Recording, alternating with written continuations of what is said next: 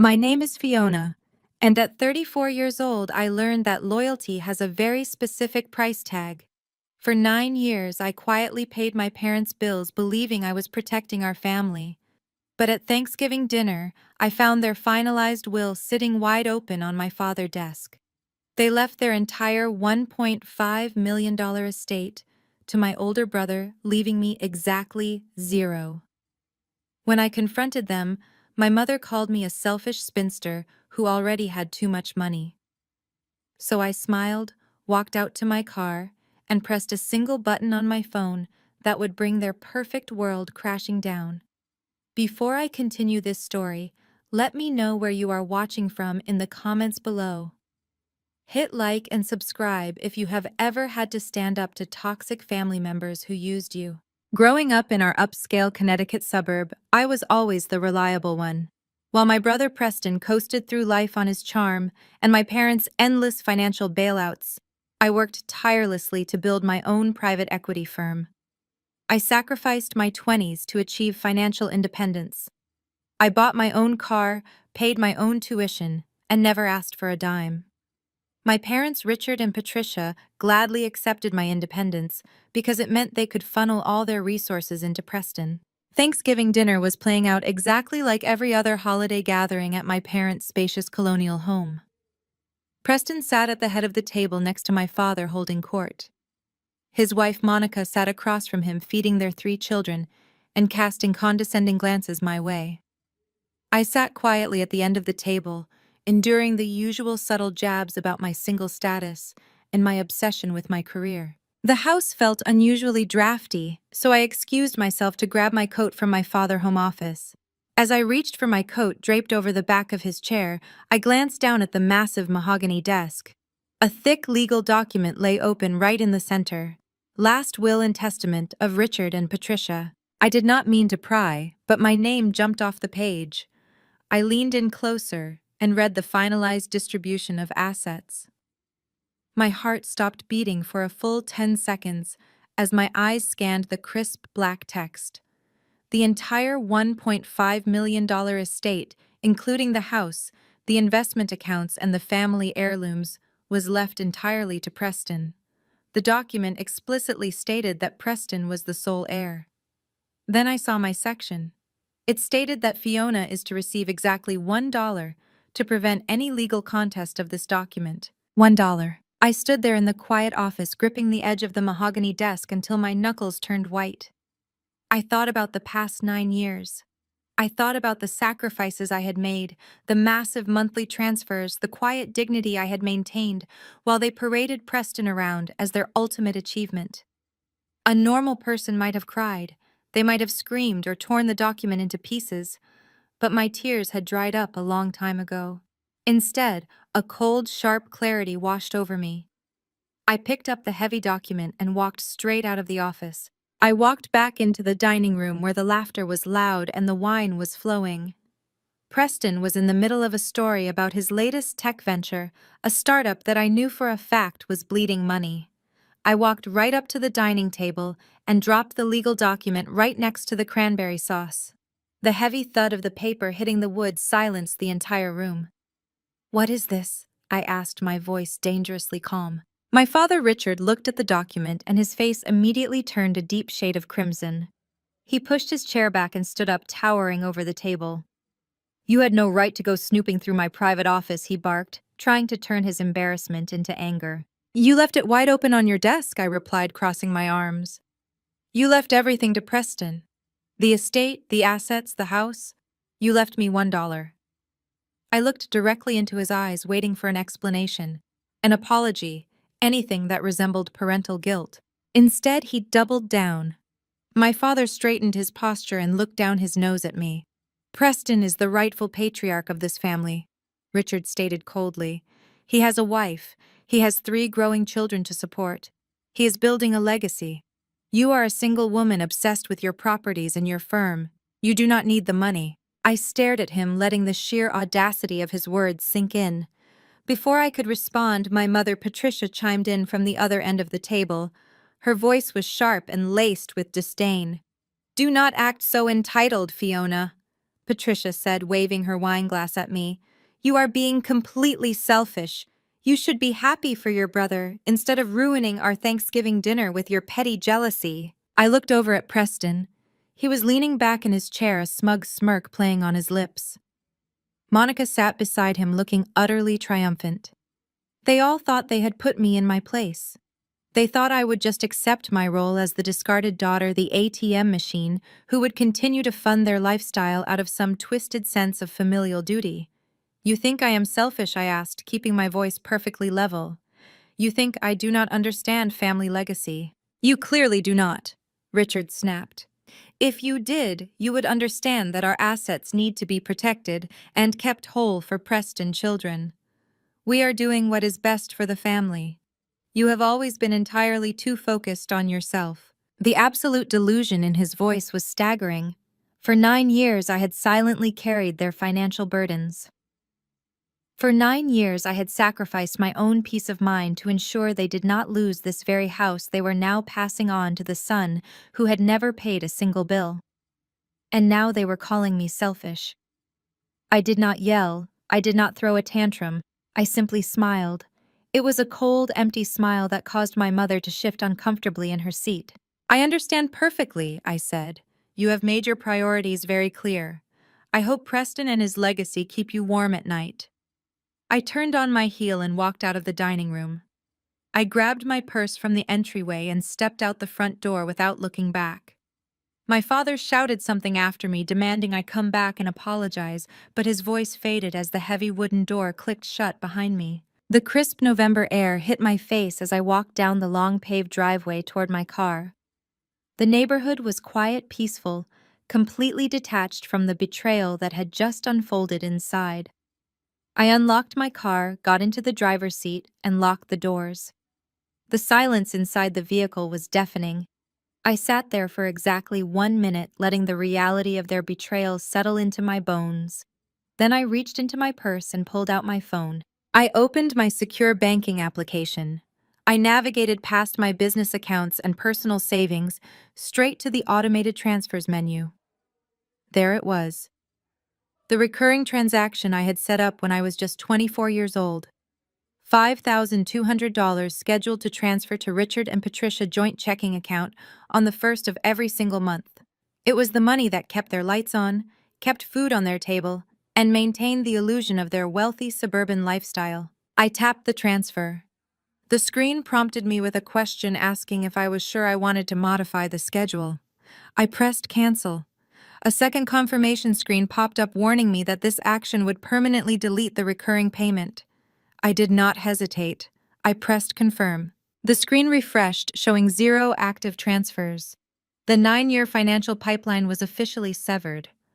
I tossed my phone onto the passenger seat, started the engine, and pulled out of their driveway for what I knew would be the last time. I merged onto the main road, heading straight back toward the city, toward my own life. 10 minutes later, my phone screen lit up in the dark cabin of the car. It began buzzing relentlessly. The cancellation had immediately triggered an automatic bank alert to my parents' joint checking account. They were finally realizing that their selfish, discarded daughter was no longer going to act as their silent bank. The urgent notifications kept flashing brightly, but I just kept driving forward, leaving their sinking ship far behind me today. 30 days passed in absolute dead silence. A full month without a single text, phone call, or email from the people who had raised me. In any normal family, the aftermath of a Thanksgiving blowout would inevitably lead to some form of communication, perhaps an apology, or at least a tense attempt at a truce before the December holidays. But the dynamic in my family had never been normal. Silence was their weapon of choice. Richard and Patricia had always used the withdrawal of their affection to punish me whenever I stepped out of line, expecting me to eventually cave under the weight of their disapproval and come crawling back to beg for their forgiveness. I spent the entire month of December throwing myself into my work at the private equity firm I had built from the ground up. I closed deals, managed my portfolio, and enjoyed the profound peace that accompanied the absence of their daily demands. I knew exactly what they were doing.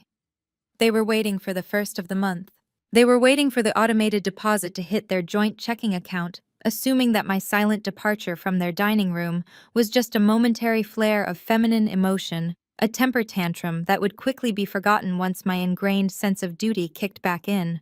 They genuinely believed I would never dare to actually cut their financial lifeline. The 1st of January arrived crisp and violently cold.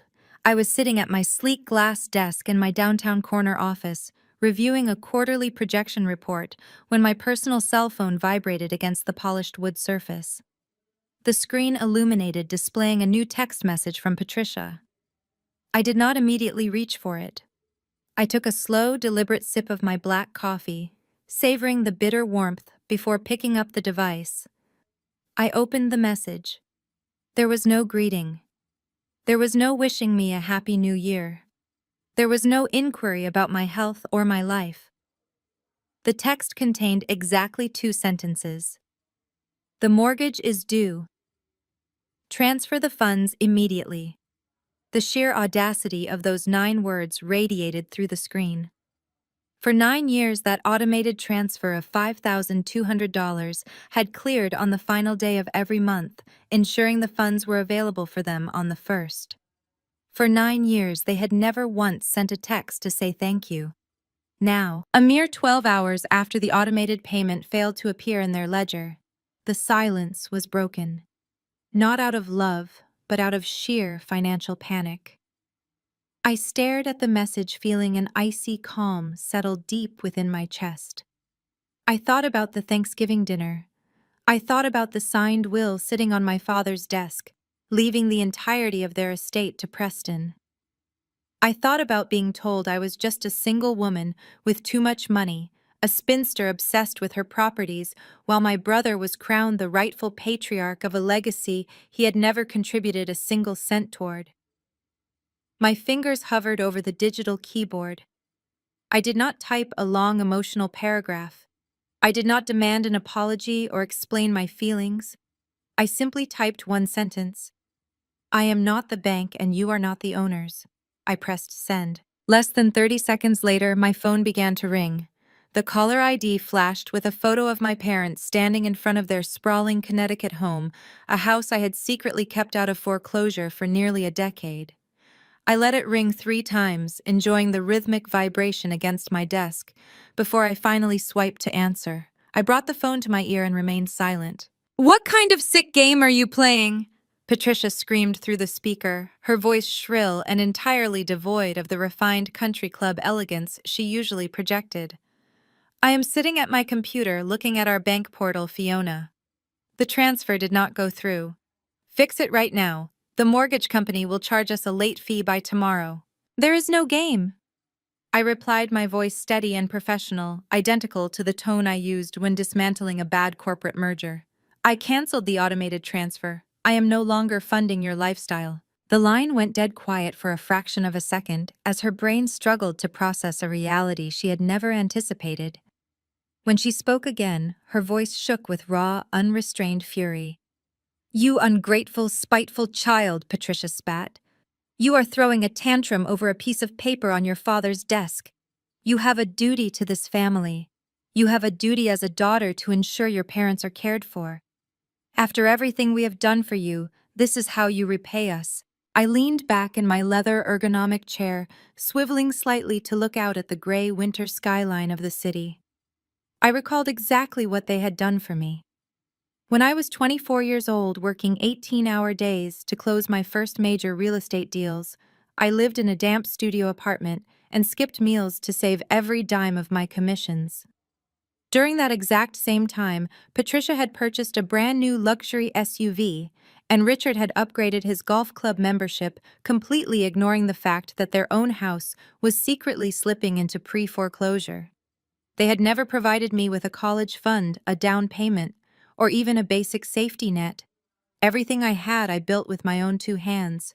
"You are absolutely right," I said, keeping my tone unnaturally bright and devoid of any warmth. "I am just a single woman with too much money. I am far too emotionally unstable and obsessed with my career to handle the heavy burden of familial duty. You made it very clear that Preston is the rightful patriarch of this family. I think it is only fair that you let the rightful patriarch handle the financial responsibilities. After all, he has a legacy to build. Fiona, do not use my words against me, Patricia shrieked, the panic finally bleeding through her anger. Your brother has a wife and 3 children to feed. He is launching a massive technology startup. He cannot be burdened with our monthly expenses right now. You have the liquidity, you have the disposable income. Stop being petty and wire the money immediately, or I swear to God you will regret it. Before I could respond, I heard the sound of the phone being snatched away on the other end of the line. Richard's booming, authoritarian voice suddenly filled my ear. He used his executive tone, the one designed to intimidate subordinates and force compliance. Listen to me very carefully, young lady, Richard barked. You will log into your bank right now and you will send that money. I will not tolerate this insubordination in my family. You are acting like a spoiled brat because you did not get your way with the estate planning. The estate belongs to the family name, and the family name is carried by Preston. You will fulfill your financial obligations to this household, or there will be severe consequences. I let him rant, allowing him to exhaust his breath. The sheer entitlement was breathtaking. He genuinely believed he could command me to hand over $5,200 a month simply because we shared DNA. What consequences exactly? I asked calmly. Are you going to cut me out of the will again? Because we both know that ship has already sailed. You are testing my patience, Fiona, Richard roared. If you do not wire those funds by 5 o'clock today, you are banned from this family. Do you hear me? You are banned from all future family events. You will not be welcome at Easter. You will not be welcome at summer barbecues. And you will not be welcome in this house until you issue a formal apology to your mother and pay what you owe. You will be entirely cut off from this family. He delivered the threat as if it were a death sentence, fully expecting me to break down and beg to be allowed back into their toxic inner circle. He thought the withdrawal of their presence was the ultimate punishment. He had no idea that I had been praying for an excuse to walk away for years. That sounds like a wonderful holiday gift, Richard, I replied, my voice chillingly polite. Enjoy the consequences of your estate planning. I disconnected the call. I placed the phone face down on my desk and let out a long, slow breath. The silence in my office felt different now. It was no longer the heavy waiting silence of the past month. It was the absolute unburdened silence of total liberation. I had finally severed the parasitic cord that had drained my resources for nearly a decade. My focus returned to the quarterly reports on my dual monitors. I had actual legitimate business to run. But exactly 15 minutes later, my phone vibrated one more time. I flipped it over. The notification displayed a new text message from my brother Preston. I unlocked the screen and opened the message thread. Preston's text was long, dripping with the arrogant condescension that had defined his entire existence as the family golden boy. Finally, showing your true bitter colors, Fiona. The message read, Mom is in tears because of your petty little stunt. You are absolutely pathetic to hold their mortgage hostage just because you are jealous of my position in the family. But do not worry, I am officially taking over the family finances starting today. I am stepping up to protect Mom and Dad from your toxicity. We do not need your money, and we certainly do not need you. Have a nice life alone. I read the text twice, absorbing every single word of his misplaced bravado. Preston was 37 years old, currently failing at his third attempt to launch a technology startup, and heavily reliant on his wife Monica's family connections to maintain his country club lifestyle. He had absolutely no liquid capital to cover a $5,200 monthly payment. But his ego could never allow him to admit that, especially not when the role of the wealthy family savior was up for grabs. He saw an opportunity to solidify his status as the heroic patriarch eager to play the knight in shining armor for the parents who worshipped him. He thought he was taking over a simple monthly bill. He thought he was just going to set up an auto draft from one of his over-leveraged credit accounts and bask in the glory of my parents' endless gratitude. He had absolutely no idea about the massive, crushing reality of the situation he had just boldly volunteered to manage. He did not know that the original mortgage had defaulted 9 years ago. He did not know that the bank had long since sold off the distressed debt. And most importantly, he did not know who actually held the deed to the property he was so desperate to protect. I leaned forward, resting my elbows on the cool glass desk. A genuine, unrestrained smirk spread across my face as I stared at his message. He wanted to take over the family finances. He wanted to protect them from my toxicity. I decided right then and there to let him try. I locked my phone, slipped it into my desk drawer, and turned my attention back to my work, knowing with absolute certainty that Preston had just unwittingly signed his own financial death warrant. The fallout did not take long to escalate from private family drama to a public witch hunt. By Tuesday morning, the silence in my office was shattered by the relentless ringing of my personal cell phone. Preston had realized the extent of the financial black hole he had just volunteered to fill, and true to form, he immediately weaponized our extended family. He was always a master at playing the victim while pulling the strings from the shadows, letting others do the dirty work of putting me back in my designated place. I watched the screen light up with names I usually only saw during forced holiday gatherings: Aunt Kathy, Uncle Robert, Aunt Sarah. I let the first few go to voicemail, taking a slow sip of my black coffee while reviewing a commercial lease agreement on my primary monitor. When I finally tapped the voicemail icon, the sheer vitriol waiting for me was staggering. First was Uncle Robert. His voice boomed through the speaker, dripping with righteous indignation. He called me a bitter, jealous sociopath who was trying to punish her parents for loving her brother. He actually used the phrase, financial elder abuse, claiming I was starving my mother and father to inflate my own ego. He demanded I call my father immediately and beg for his forgiveness. Next was Aunt Sarah, whose voice trembled with manufactured tears. She said Patricia had called her hyperventilating, claiming I was trying to leave them homeless right before the holidays. Sarah told me I was a disgrace to the family name and that my corporate money had turned me into a cold, unfeeling monster who lacked basic human decency. I listened to each message with clinical detachment. They were perfectly reciting the script Preston and my parents had fed them. I was the wealthy, heartless spinster punishing the loving parents out of pure spite. It was a fascinating study in mass manipulation. They had painted a masterpiece of deceit, and the extended family was buying it without asking a single question. The phone vibrated again in my hand. Aunt Kathy. She was my older sister and the unofficial matriarch of the extended family gossip ring. If there was a narrative to be spun, Kathy was the one weaving the threads. I decided it was time to collect a little more data. I swiped the screen and accepted the call, pressing the phone to my ear. Before I could even say hello, Kathy launched into her attack. Her voice was sharp enough to cut glass and vibrating with absolute fury. "Fiona, I am absolutely disgusted with you," she spat. "I am standing in your mother's kitchen right now and she is a nervous wreck. How can you be so incredibly selfish?" I leaned back in my chair, keeping my voice perfectly level. "Hello, Aunt Kathy. I see Preston has been making his rounds today." "Do not you dare bring your brother into this," Kathy snapped. "Preston is beside himself trying to figure out how to clean up your mess. He just stepped up to take over the estate planning to help your father, and you decide to throw a tantrum and cut off their emergency funds. You have more money than you know what to do with, Fiona. It is sick that you would hold it over their heads." "Emergency funds," I asked smoothly. "Is that what they are calling it?" "Stop playing games," Kathy demanded. "You know exactly what I'm talking about. Preston has been carrying this family for 9 years. 9 years, Fiona.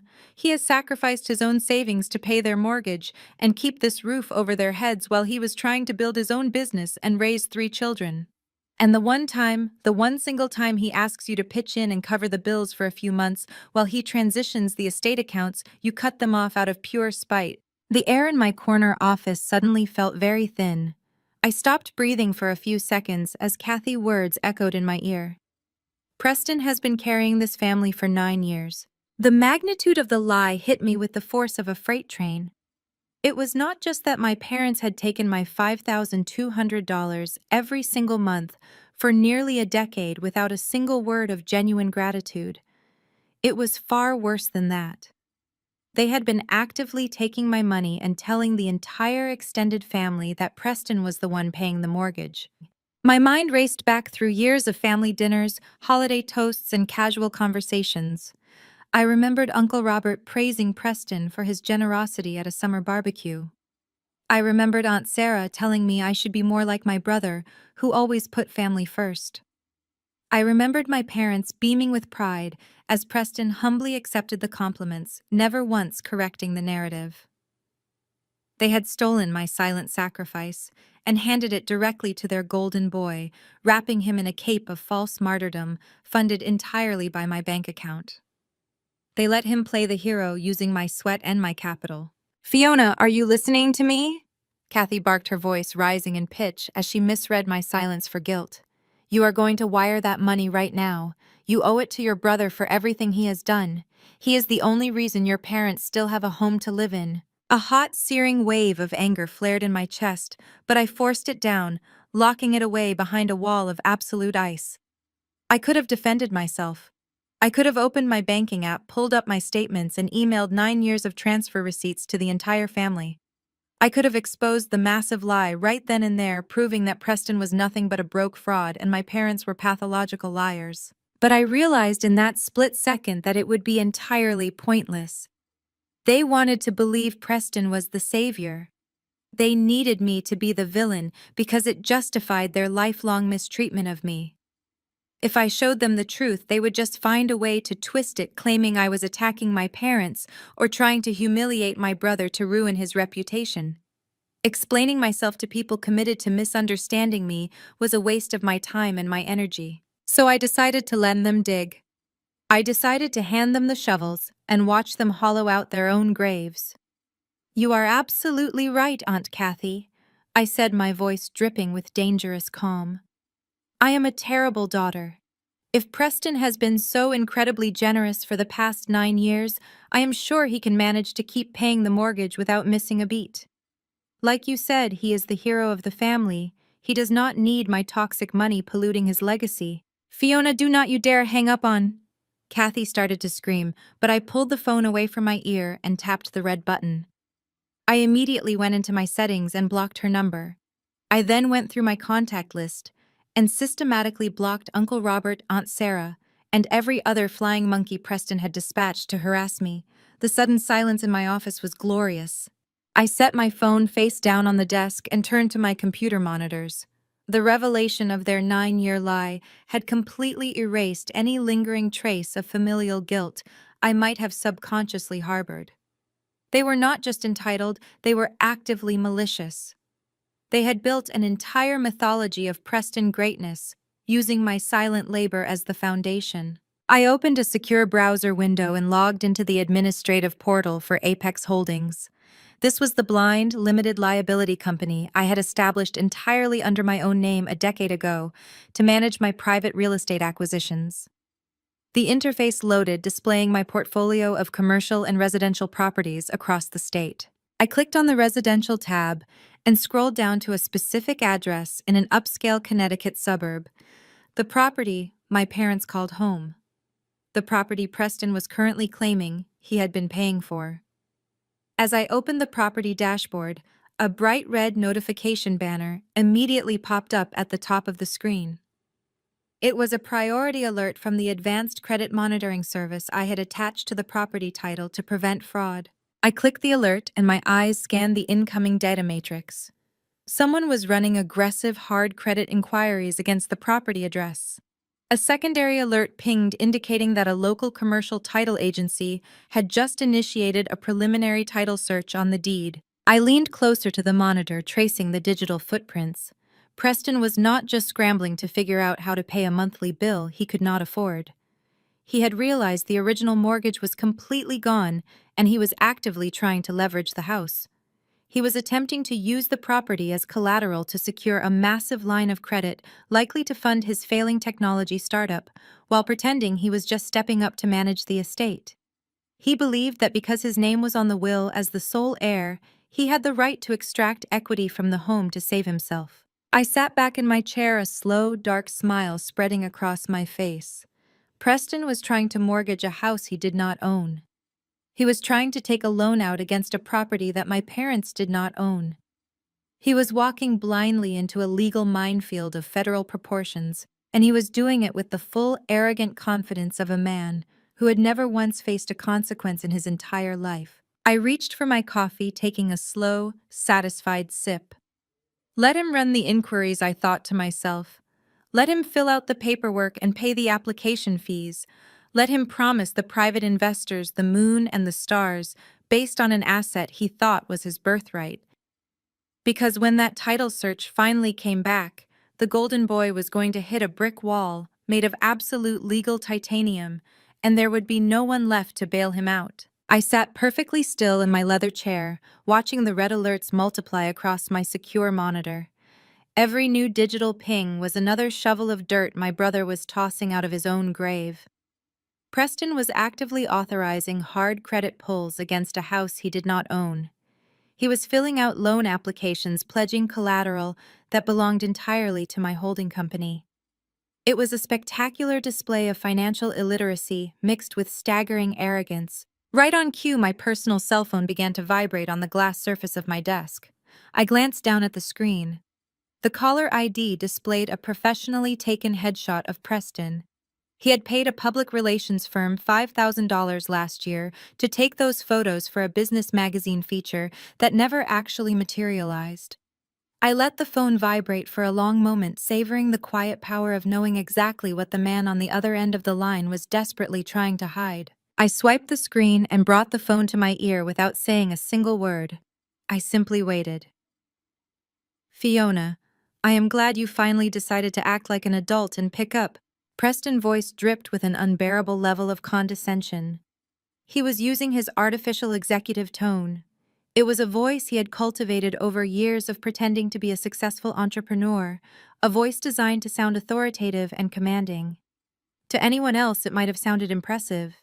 To me, it sounded like a little boy playing dress-up in his father-oversized suit. I remained completely silent, allowing the dead air to stretch between us.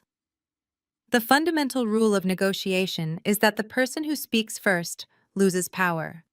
Preston had never learned that lesson. The silence made him uncomfortable, and his need to dominate the conversation quickly overrode any strategic restraint. I am calling because someone needs to step up and be the adult in the room. Preston continued, his tone growing sharper. Mom and Dad are absolutely devastated by your behavior. You threw a hysterical temper tantrum over a standard piece of estate planning, and then you vindictively cut off their financial support. It is exactly this kind of emotional instability that proves why Dad left the family legacy to me. You are completely emotionally unequipped for the burden of family duty. Women always let their petty feelings cloud their business judgment. You hit a wall the second your ego gets bruised. I leaned back in my chair, resting my hand on the cool glass desk. The sheer magnitude of his delusion was fascinating. He was living off his wife's family money and draining our parents dry, yet he genuinely believed he was a titan of industry, lecturing a self-made millionaire on business acumen. Are you quite finished? I asked, my voice smooth and perfectly detached. No, I am not finished, Preston snapped. You need to understand that the dynamic of this family has officially changed. I am stepping in as the head of the household. I am taking over the estate management to protect our parents from your toxic volatility. It is a heavy responsibility, but as the rightful patriarch, it is my duty to secure the family wealth. I took a slow sip of my coffee. And how exactly do you plan to do that, Preston? He scoffed loudly into the receiver, a sound of pure, unadulterated arrogance. I am currently finalizing the Series B funding round for my tech logistics startup. We are absolutely revolutionizing middle-mile supply chain management using artificial intelligence and predictive algorithms. We are going to disrupt the entire industry, Fiona. The valuation of my company is about to skyrocket. I will personally double the family wealth within 12 months. Dad knows this. Mom knows this. That is why they trust me with the estate. I actually generate wealth while you just hoard rent money from your little properties. I had to bite the inside of my cheek to keep from laughing. His startup was a disaster. It was a glorified delivery app that had burned through $2 million of angel investor capital in less than a year. He had no proprietary technology and no actual revenue. He was regurgitating buzzwords he had read in a business blog, trying to sound like a visionary while secretly panicking about how to pay the mortgage he had just bragged to the extended family about covering. "That sounds incredibly impressive," I said, injecting just enough mock admiration into my voice to feed his ravenous ego. "If your company is doing so phenomenally well, then managing a simple monthly mortgage payment should be absolutely effortless for you." Preston hesitated. The silence stretched for a fraction of a second, exposing the tiny crack in his armor. When he spoke again, his voice was tighter, defensively aggressive. "That is exactly why I am calling," he said, pivoting smoothly into his rehearsed demand. "Transitioning the estate accounts and restructuring the family finances takes capital, Fiona. You left Mom and Dad in a massive lurch right before the holidays. You acted recklessly, and now there is a significant cash flow gap while I untangle the mess you created."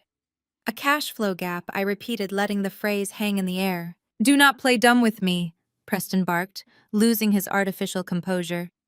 "You owe this family for the stress you have caused. I am demanding that you wire $20,000 to my business account by the end of the day." I sat forward in my chair. $20,000. For what exactly? "Consider it an exit fee," he stated, his voice dripping with entitlement. "It covers the missed back payments you owe them, and it compensates me for the time I have to spend fixing your emotional mistakes.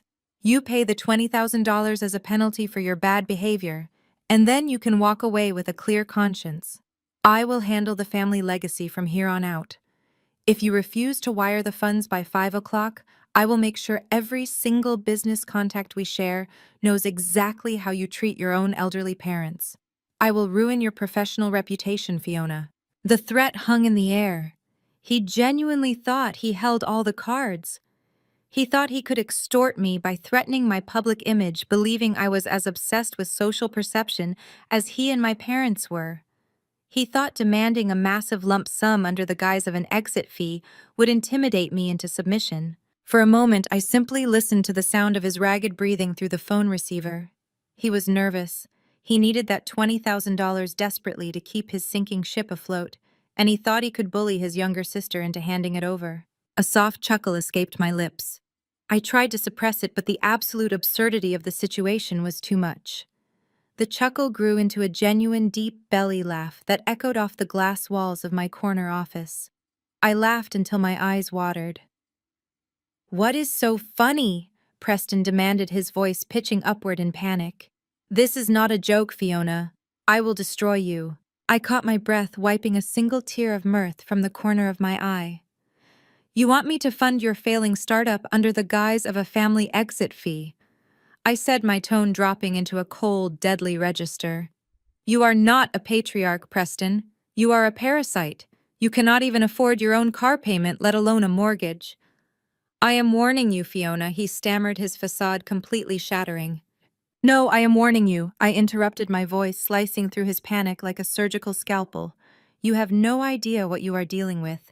Good luck with your Series B funding." I pulled the phone away from my ear and pressed the end call button, terminating the connection mid-sentence. I tossed the device onto my desk and leaned back, taking a deep, cleansing breath. The sheer arrogance of the golden child was staggering. He had spent his entire life being told he was exceptional without ever having to prove it, and now he was colliding with the real world at full speed. I turned my attention back to my computer screens.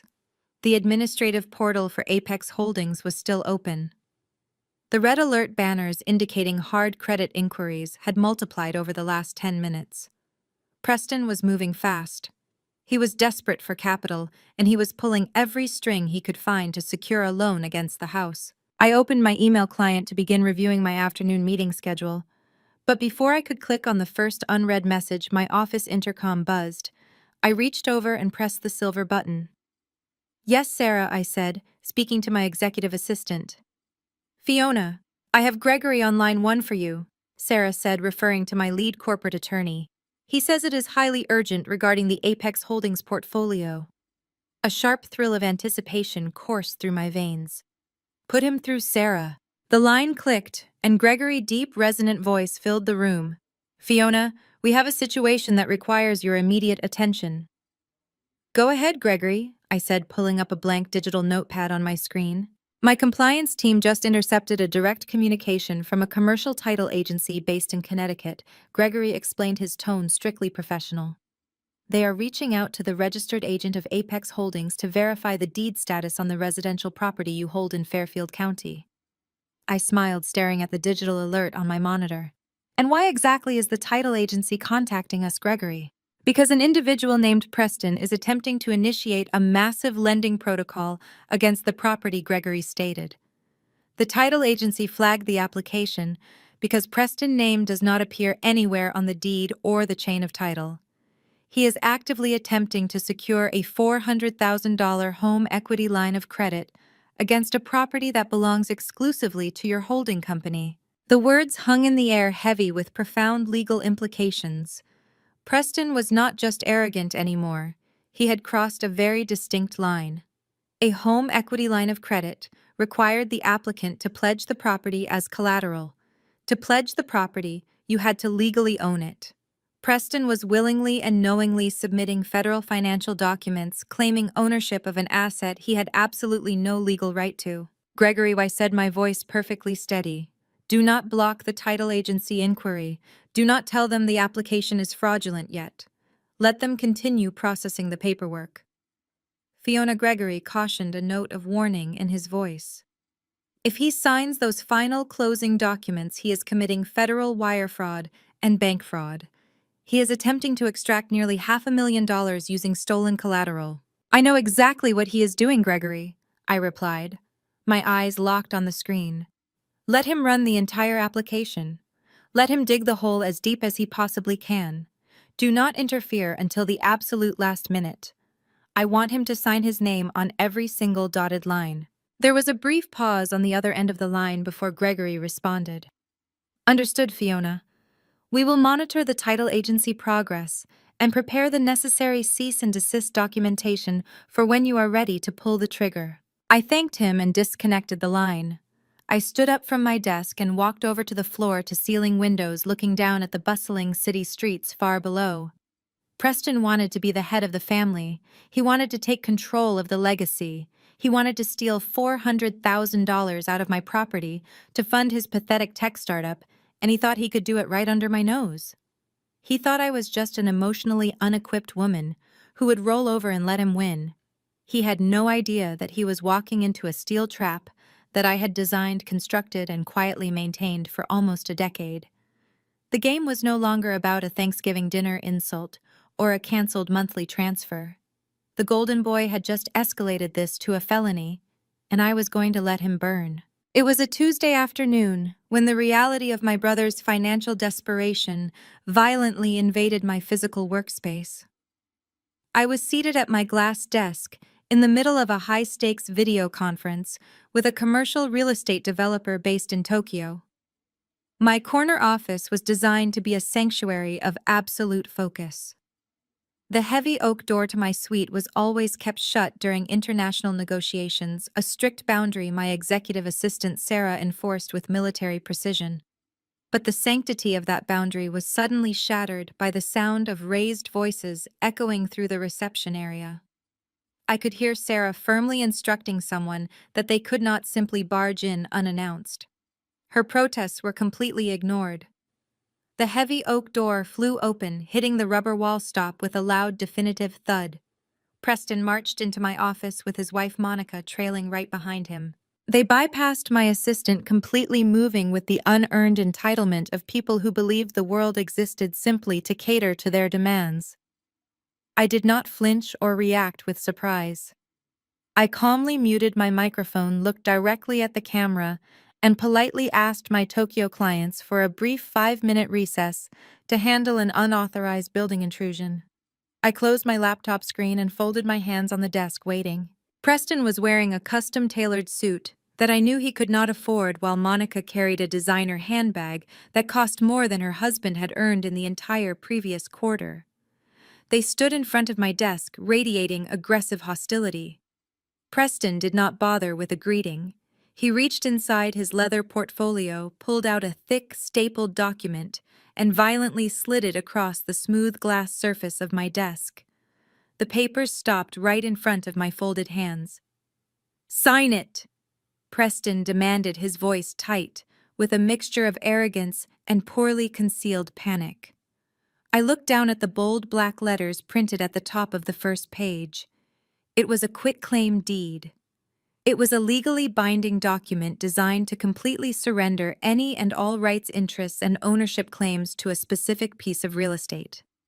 The property address listed on the document was my parents' house in Connecticut. I did not touch the paper. I simply looked up at my brother, letting the silence stretch until his artificial confidence began to crack. Preston slammed his hands down on the edge of my desk, leaning forward to try and physically intimidate me. "The bank is being completely ridiculous," he spat out, his face flushing with angry color. "They are holding up the funding for my home equity line of credit over a minor paperwork issue from 9 years ago. Apparently, when Mom and Dad refinanced the house back then, they involved you as some sort of minor guarantor or secondary signer on the paperwork.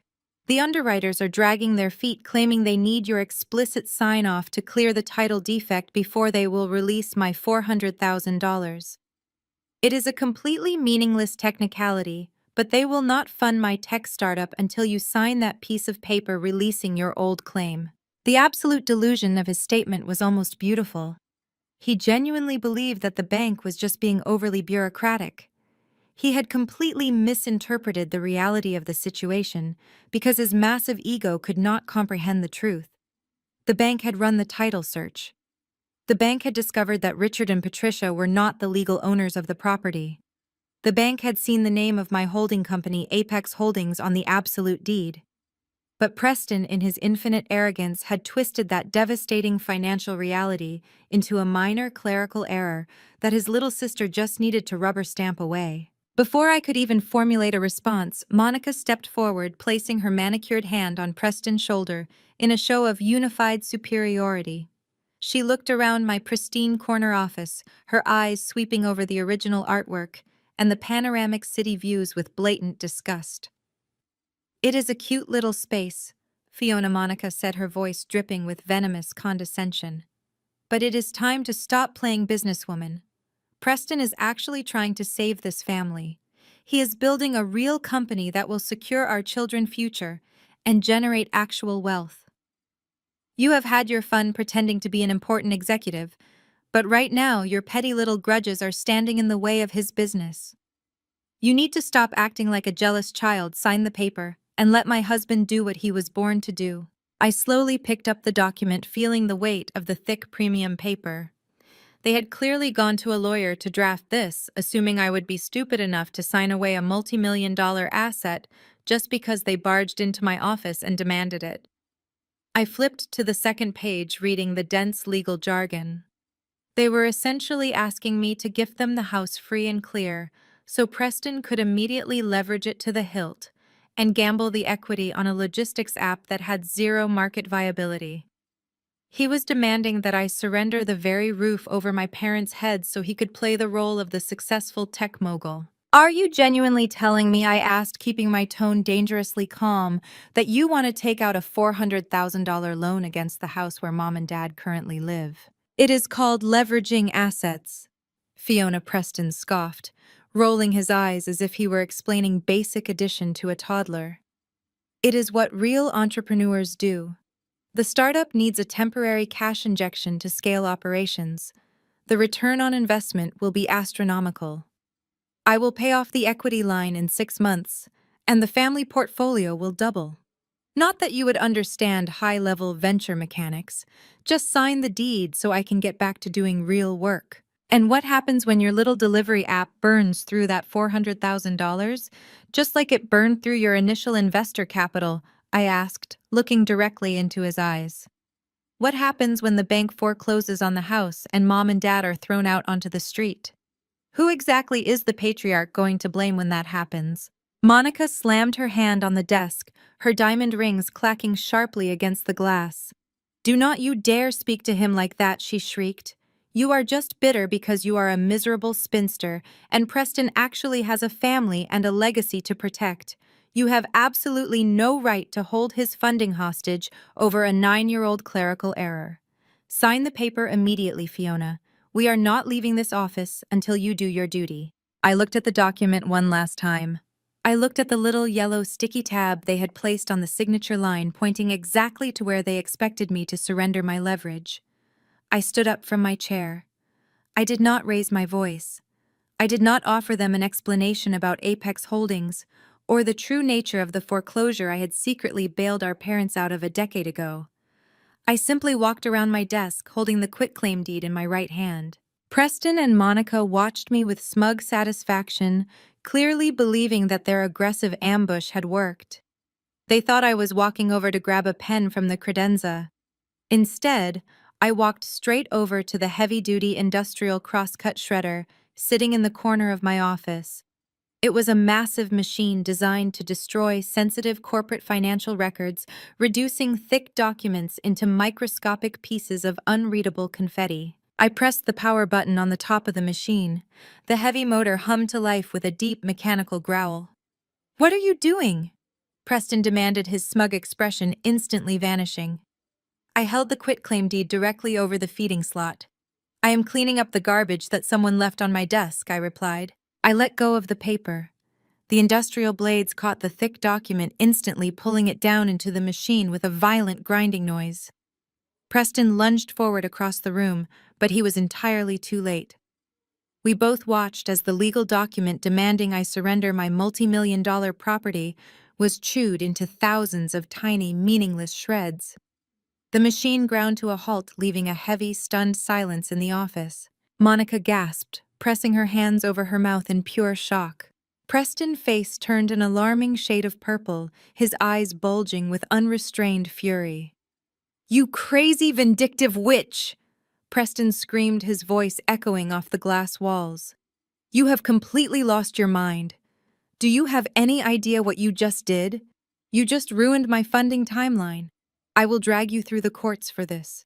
I will sue you for breach of contract. I will sue you for financial obstruction." I turned my back on his screaming and calmly walked over to my desk. I pressed the silver button on my intercom system. "Sarah," I said, projecting my voice clearly over Preston's manic threats, "please contact building security and have these two individuals escorted off the premises immediately. If they refuse to leave quietly, instruct security to involve the police." I released the button and looked at my brother and his wife. "You do not have a contract, Preston," I said, my voice dropping to a whisper that cut through his rage. "You do not have a case, and you certainly do not have $400,000. Now get out of my office before I have you thrown out in handcuffs." Preston stood there shaking with a toxic mixture of embarrassment and rage as two large uniformed security guards appeared in my office doorway. Monica grabbed his arm, pulling him backward toward the exit, terrified of a public scene. He allowed himself to be dragged away, but he kept his eyes locked on mine, pointing a shaking finger in my direction. "You are going to pay for this, Fiona," he yelled as the guards flanked him. "I am taking this to the family lawyers. I will strip you of everything you have." I stood perfectly still, watching them being escorted down the hallway until the heavy oak door finally swung shut. I walked back to my desk and opened my laptop, rejoining my international video conference. I smiled warmly at the camera. "I apologize for the delay, gentlemen," I said smoothly. "The trash has been taken out. Let us resume our negotiations." I knew exactly what Preston was going to do next. He was going to hire the most aggressive attorney he could find using credit. He did not have to file a lawsuit built on a foundation of absolute lies. He thought he was going to war over a clerical error. He was about to find out that he was bringing a wooden sword to a nuclear battlefield. Exactly 48 hours passed before Preston launched his next pathetic offensive. I spent those 2 days immersed in the rhythm of my actual career, closing a major acquisition in the commercial district and entirely ignoring the phantom digital noise of my blocked family contacts. I knew Preston was scrambling. When you operate entirely on unearned arrogance and borrowed money, hitting a sudden financial roadblock does not provoke introspection. It provokes a desperate, frantic escalation. He was cornered by his own lies, and he was lashing out. It was mid-morning on Thursday when my executive assistant Sarah stepped into my office holding a thick, oversized manila envelope. Her expression was carefully neutral, but I could see the slight tension in her posture.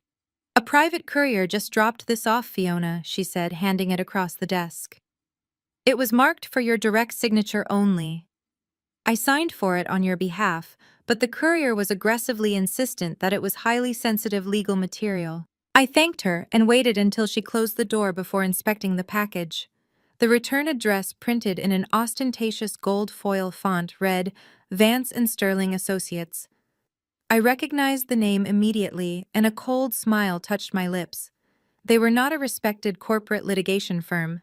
They were a team of bottom-feeding legal bullies, famous for running flashy television commercials late at night, promising massive payouts for personal injury claims and neighborhood disputes. Preston had not hired a legitimate real estate attorney because a legitimate attorney would have pulled the title run a basic public records search and immediately told him he was committing fraud. Instead, Preston had found a sleazy attack dog desperate enough for a retainer to draft a threat without checking the facts. I sliced the envelope open with my silver letter opener and pulled out 3 pages of heavy watermarked paper. The document was titled Formal Cease and Desist and Notice of Pending Litigation. I leaned back in my chair, smoothing the pages flat on my glass desk, and read the absolute fiction Preston had paid someone to write. "Dear Ms. Wilson," the letter began, "we represent your brother Preston Wilson, acting in his capacity as the designated manager of the Wilson family estate. It has come to our immediate attention that you are actively engaging in malicious financial obstruction regarding our client, lawful pursuit of venture capital funding." I took a slow breath, letting the sheer audacity of the words settle in. The letter went on to accuse me of deliberately withholding my signature from a standard residential quitclaim deed, an act they categorized as a vindictive breach of familial fiduciary duty. Preston attorney painted a picture of a jealous, spiteful sister purposefully holding her brother brilliant technology startup hostage over a meaningless clerical error. The legal jargon was heavy-handed and entirely misapplied. They threatened to hold me personally liable for millions of dollars in projected lost revenue, claiming that my refusal to sign away my supposed minor guarantor rights was directly sabotaging his Series B funding round. The final paragraph was the absolute pinnacle of intimidation. It was a formal ultimatum demanding that I sign the enclosed deed and return it to their office within 48 hours. If I failed to comply, Vance and Sterling Associates promised to file a massive civil lawsuit against me for intentional interference with prospective economic advantage. They even threatened to seek a court order to garnish my corporate wages to cover the damages caused to Preston Imaginary Empire. They were threatening to sue me for refusing to give them my own house. Preston had actually put his extortion attempt in writing on a formal legal letterhead. He had officially documented his attempt to coerce me into signing away a multi-million-dollar asset that belonged to my holding company so he could secure a $400,000 line of credit to fund a delivery app that had zero actual market value. He was trying to bully the bank by bullying me, and he was leaving a beautiful glowing paper trail of his own fraudulent intent. Right as I placed the letter back on the desk, the red message indicator light on my office phone began to blink steadily. It was a notification from my unified communication system, which captured voicemails from blocked numbers and routed them to a secure digital inbox. I clicked the mouse, opening the audio file on my computer. The voice that filled my quiet office did not belong to Preston or his sleazy lawyer. It was my father. Richard's voice boomed through the computer speakers, thick with the furious authoritarian entitlement he had used to control my mother and me for my entire life. He was using his disappointed patriarch tone, the one designed to make me feel small, insignificant, and desperate for his validation. But I was no longer the frightened 20-year-old girl begging for his approval. I was simply a woman listening to a stranger digging his own grave. "Fiona, I am absolutely disgusted with you." Richard spat, the anger vibrating through the digital recording. "I just got off the phone with your brother. He told me about the disgraceful stunt you pulled in your office and the fact that you destroyed legal documents that are crucial to the survival of this family. Who do you think you are? You are acting like a spoiled, jealous child throwing a tantrum because Preston is actually making something of his life while you sit alone in that cold office of yours, hoarding your little pennies. I stared at the city's skyline outside my window, letting his toxic words wash over me without absorbing a single drop. Your brother is trying to build an empire, Richard continued, his voice rising in volume and intensity. He is trying to secure the future of the Wilson name, and he is trying to fix the financial mess you left us in when you selfishly cut off our emergency funds. He is stepping up to lead this family, and you are deliberately sabotaging his business out of pure spite. I will not tolerate this kind of betrayal in my household, Fiona. I will not allow you to tear down your brother just because you are emotionally unequipped to handle his success. There was a brief pause on the recording. I could hear the faint sound of my mother, Patricia, crying dramatically in the background, a manufactured soundtrack of victimhood designed to maximize my supposed guilt. When my father spoke again, his voice was a low, menacing growl. This is your final warning, young lady. You will call Preston attorney today. You will sign that deed and you will apologize to your brother for your atrocious behavior. If you do not stop sabotaging his business immediately, you are permanently finished. Do you hear me? You will be entirely disowned. I will call my estate planners and I will cut you out of the family legacy completely. You will never set foot in this house again, and you will not see a single dime of this estate when your mother and I pass. You will be dead to this family. The recording clicked and went dead. I sat perfectly still, the silence in my office ringing loudly in my ears. I did not feel a rush of tears.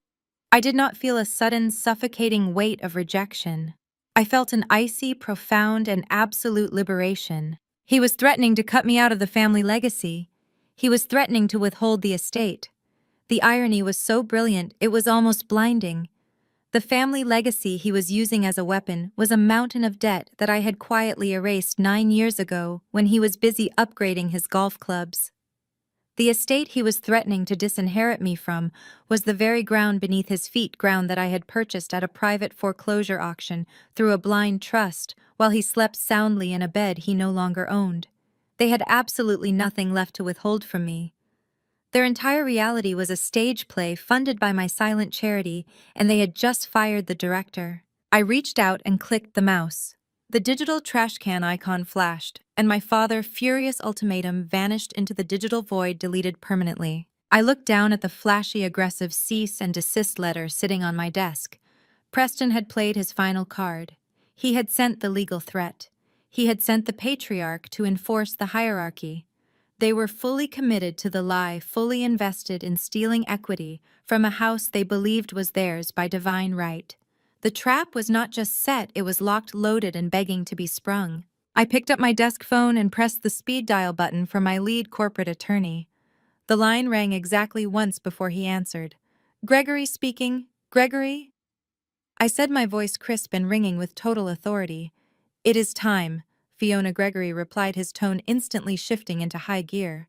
"Did they make a move?" "Preston just sent a formal cease and desist through a billboard law firm called Vance and Sterling," I explained, tapping my manicured fingernail against the heavy paper. "They are officially demanding I sign a quitclaim deed to facilitate his home equity line of credit. They are threatening to sue me for millions in lost venture capital if I do not surrender my supposed minor guarantor rights by Friday. Furthermore, my father just left a voicemail threatening to permanently disown me from the estate if I do not comply with Preston financial demands." A low, dark chuckle came through the speaker. Gregory had been my attorney for 6 years.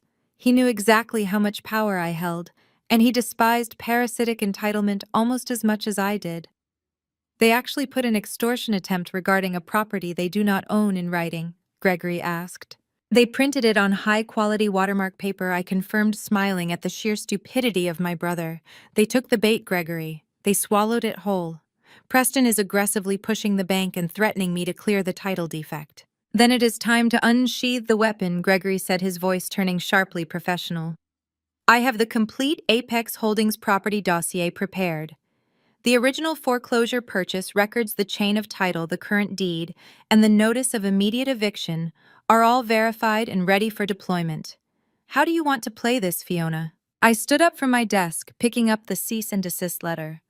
I want you to draft a comprehensive response to Vance and Sterling. Include the certified copy of the absolute deed, proving that Apex Holdings is the sole legal owner of the property. Inform them that their client is attempting to commit federal bank fraud by pledging an asset he does not own. Copy the underwriting department at Preston Bank on the correspondence so they know exactly what kind of criminal they are dealing with. Consider it done, Gregory said. And your parents. I walked over to the floor-to-ceiling window looking out at the city I had conquered on my own terms. Send the eviction notice to the house, I instructed, my voice devoid of any hesitation or pity. Execute the foreclosure of their reality. Give them the standard 30 days to vacate the premises. They want Preston to be the head of the family. They want him to handle the estate. Let us see how the Golden Boy handles packing their boxes. I hung up the phone and dropped Preston's ridiculous legal threat into the industrial shredder, letting the machine grind it into dust. The time for silent sacrifices was over. The era of the Golden Boy was officially dead. The drive across downtown to Gregory's office took exactly 12 minutes.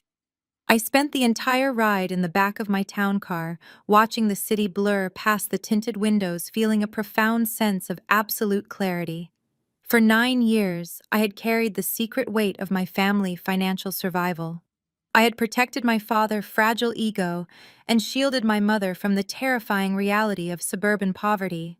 I had allowed them to live in their sprawling Connecticut illusion. Today, the illusion ends. Gregory Corner's suite on the 42nd floor was a masterclass in aggressive minimalism. There were no family photos on his desk, no warm touches to make clients feel comfortable. It was a room designed for corporate warfare. When I walked through the double glass doors, he was already standing by his conference table, a thick, perfectly organized file folder resting on the polished mahogany surface. He did not offer small talk.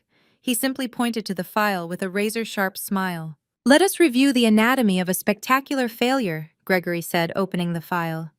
He produced the original documents from almost a decade ago. It is truly remarkable how quickly people forget who holds the keys to their kingdom. I ran my fingers over the aged parchment of the original default notices. I remembered the exact day I intercepted these documents. I was 25 years old, sitting in my damp studio apartment, reviewing public real estate records to find distressed properties for my first solo investments. I had typed my own last name into the county database on a whim. The result had stopped my heart.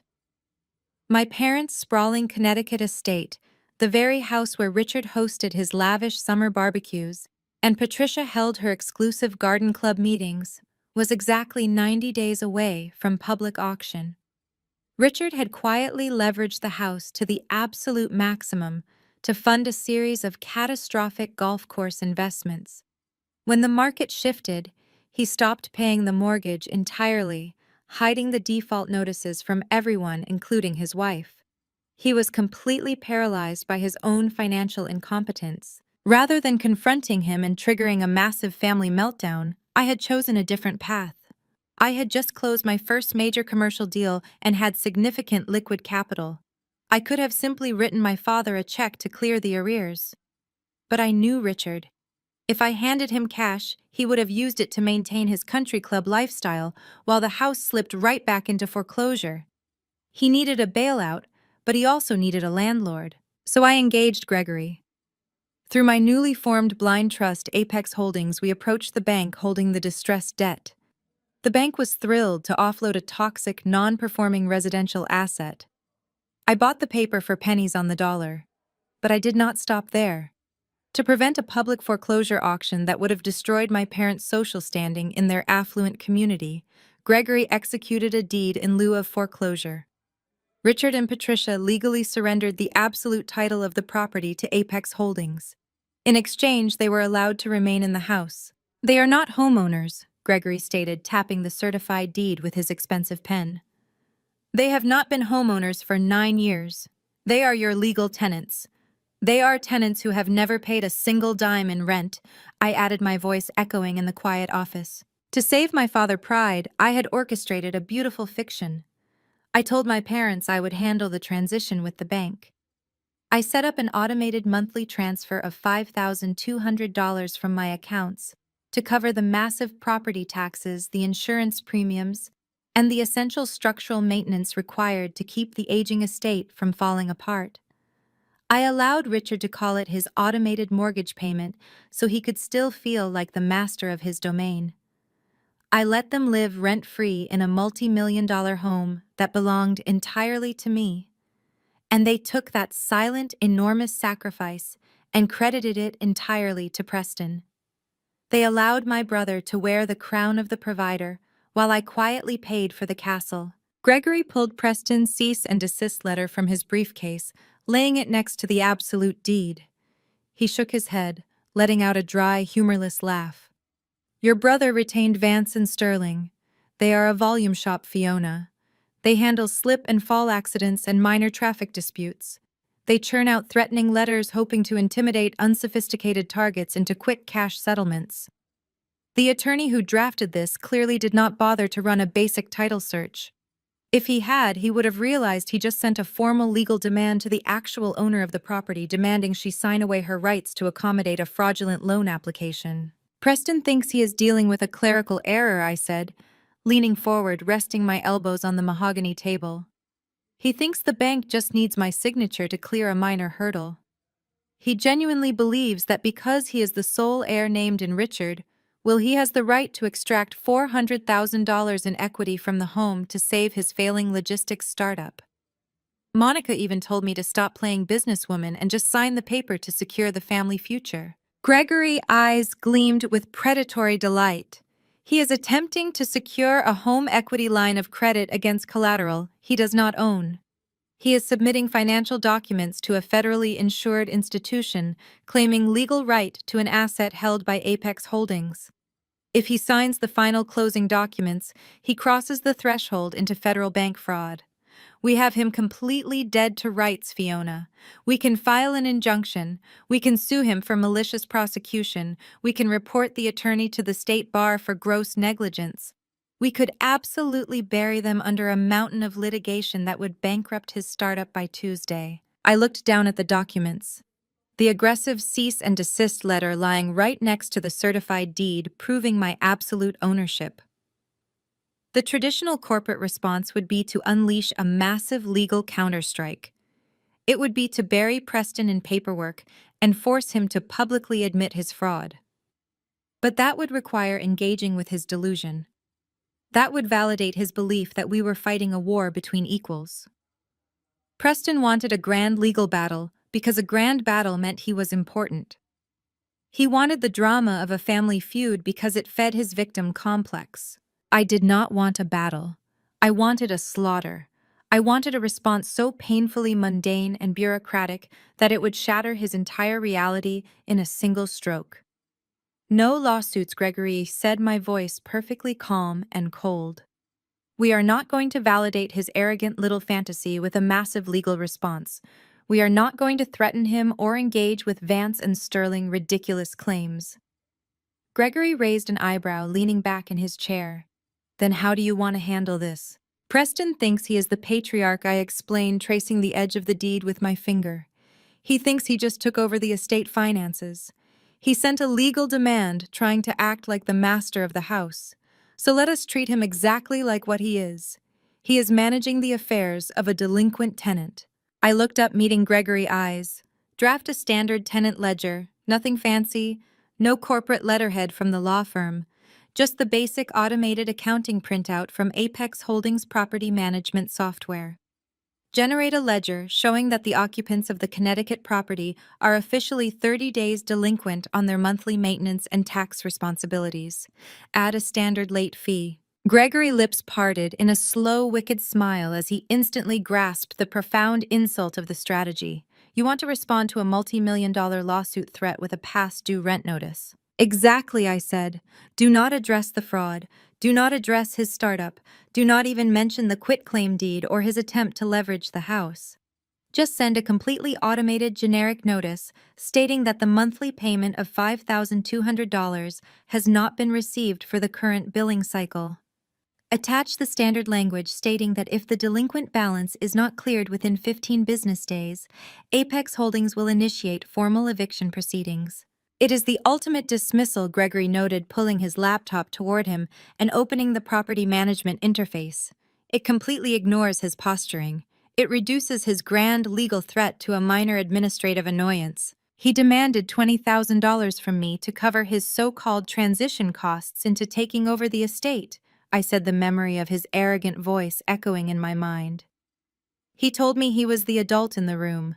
Let the adult figure out how to explain to his lawyer that he just tried to mortgage a house he does not own, while simultaneously defaulting on his parents' rent. Send the ledger directly to Vance and Sterling. Let his sleazy attorney be the one to realize that their client is not a wealthy heir securing his legacy, but rather a broke fraud whose parents are about to be homeless. Gregory's fingers flew across the keyboard. He generated the document in less than 2 minutes.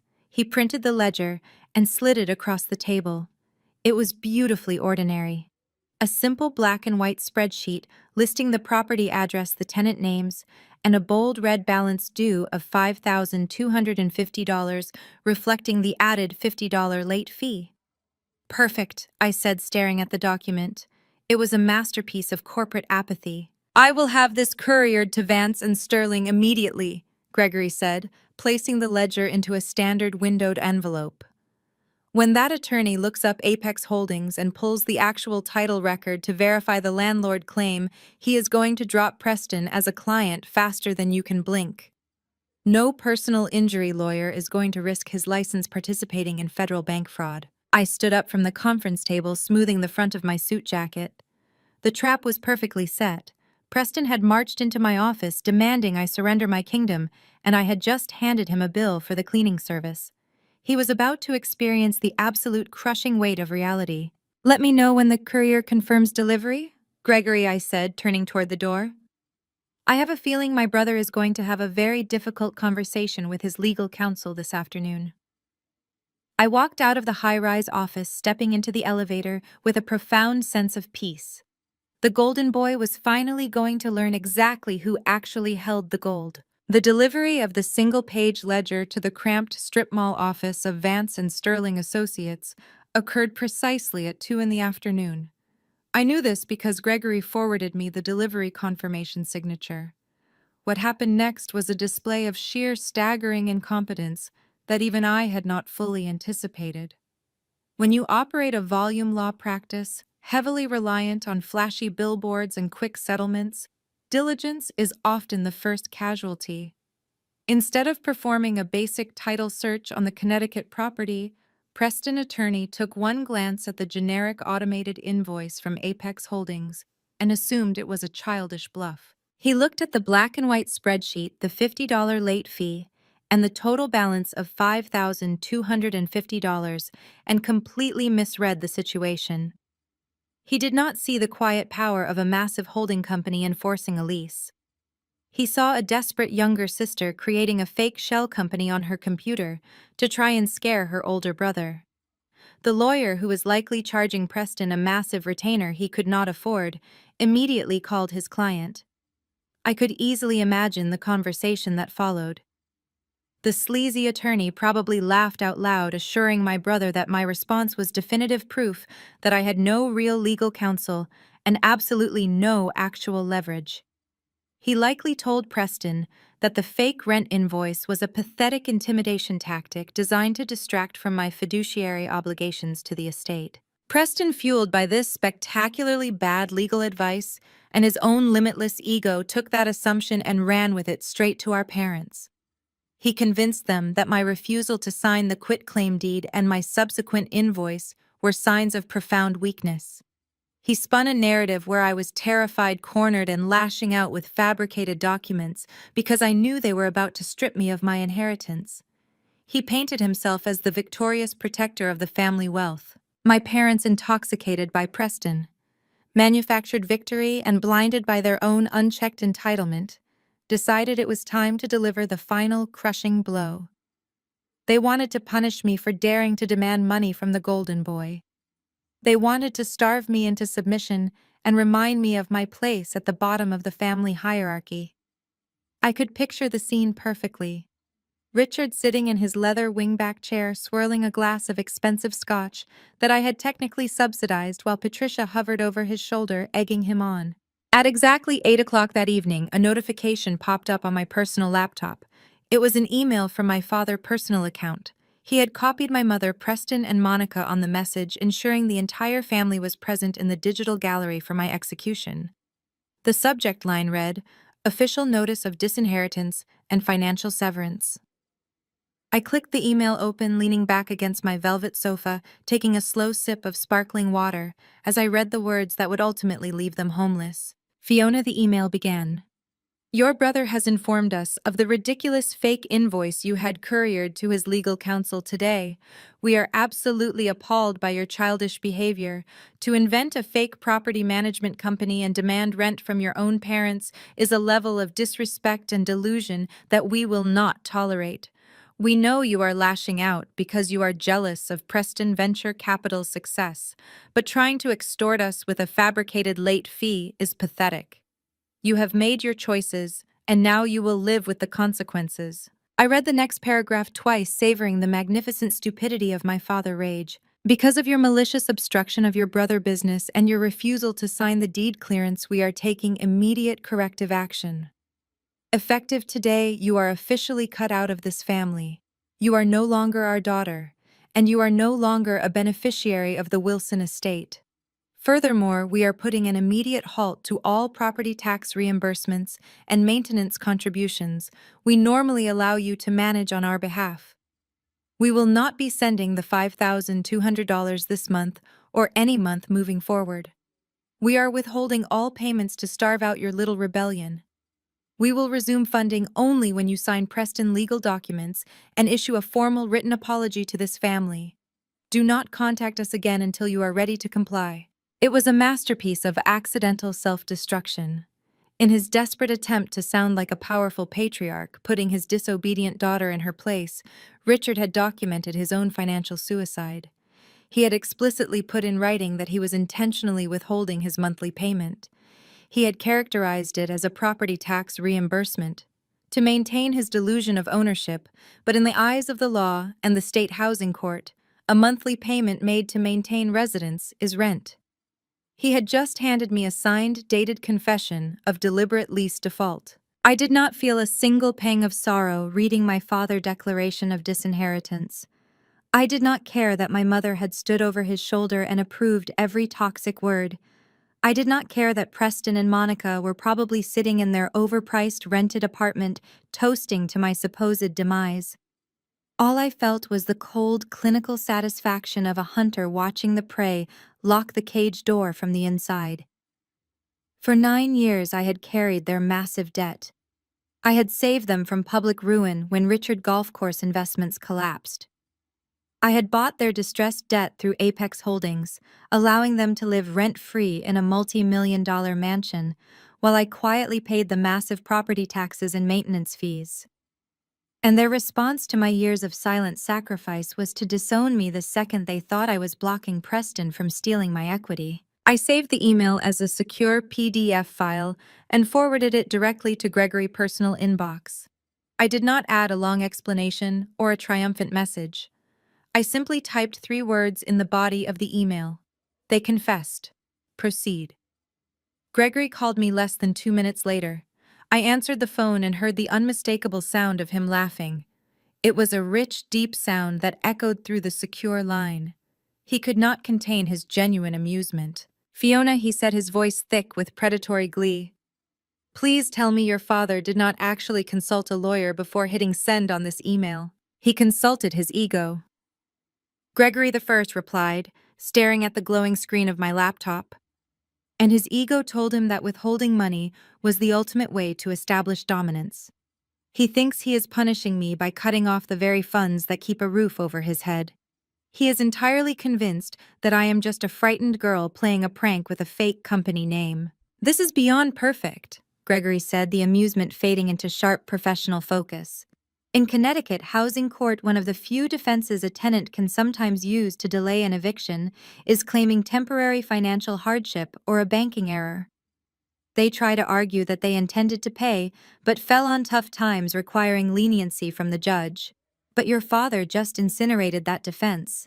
He explicitly stated in a documented communication that he is willfully, intentionally, and maliciously withholding payment as a punitive measure.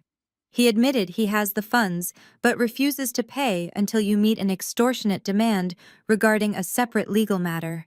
He just handed us the absolute fastest path to an expedited eviction. He thinks he is withholding property tax reimbursements, I noted, running my finger along the rim of my glass.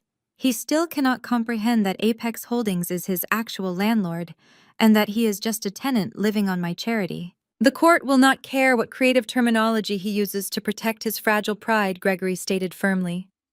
A recurring monthly payment required to occupy a property is rent, period. He refused to pay rent, and he put his refusal in writing.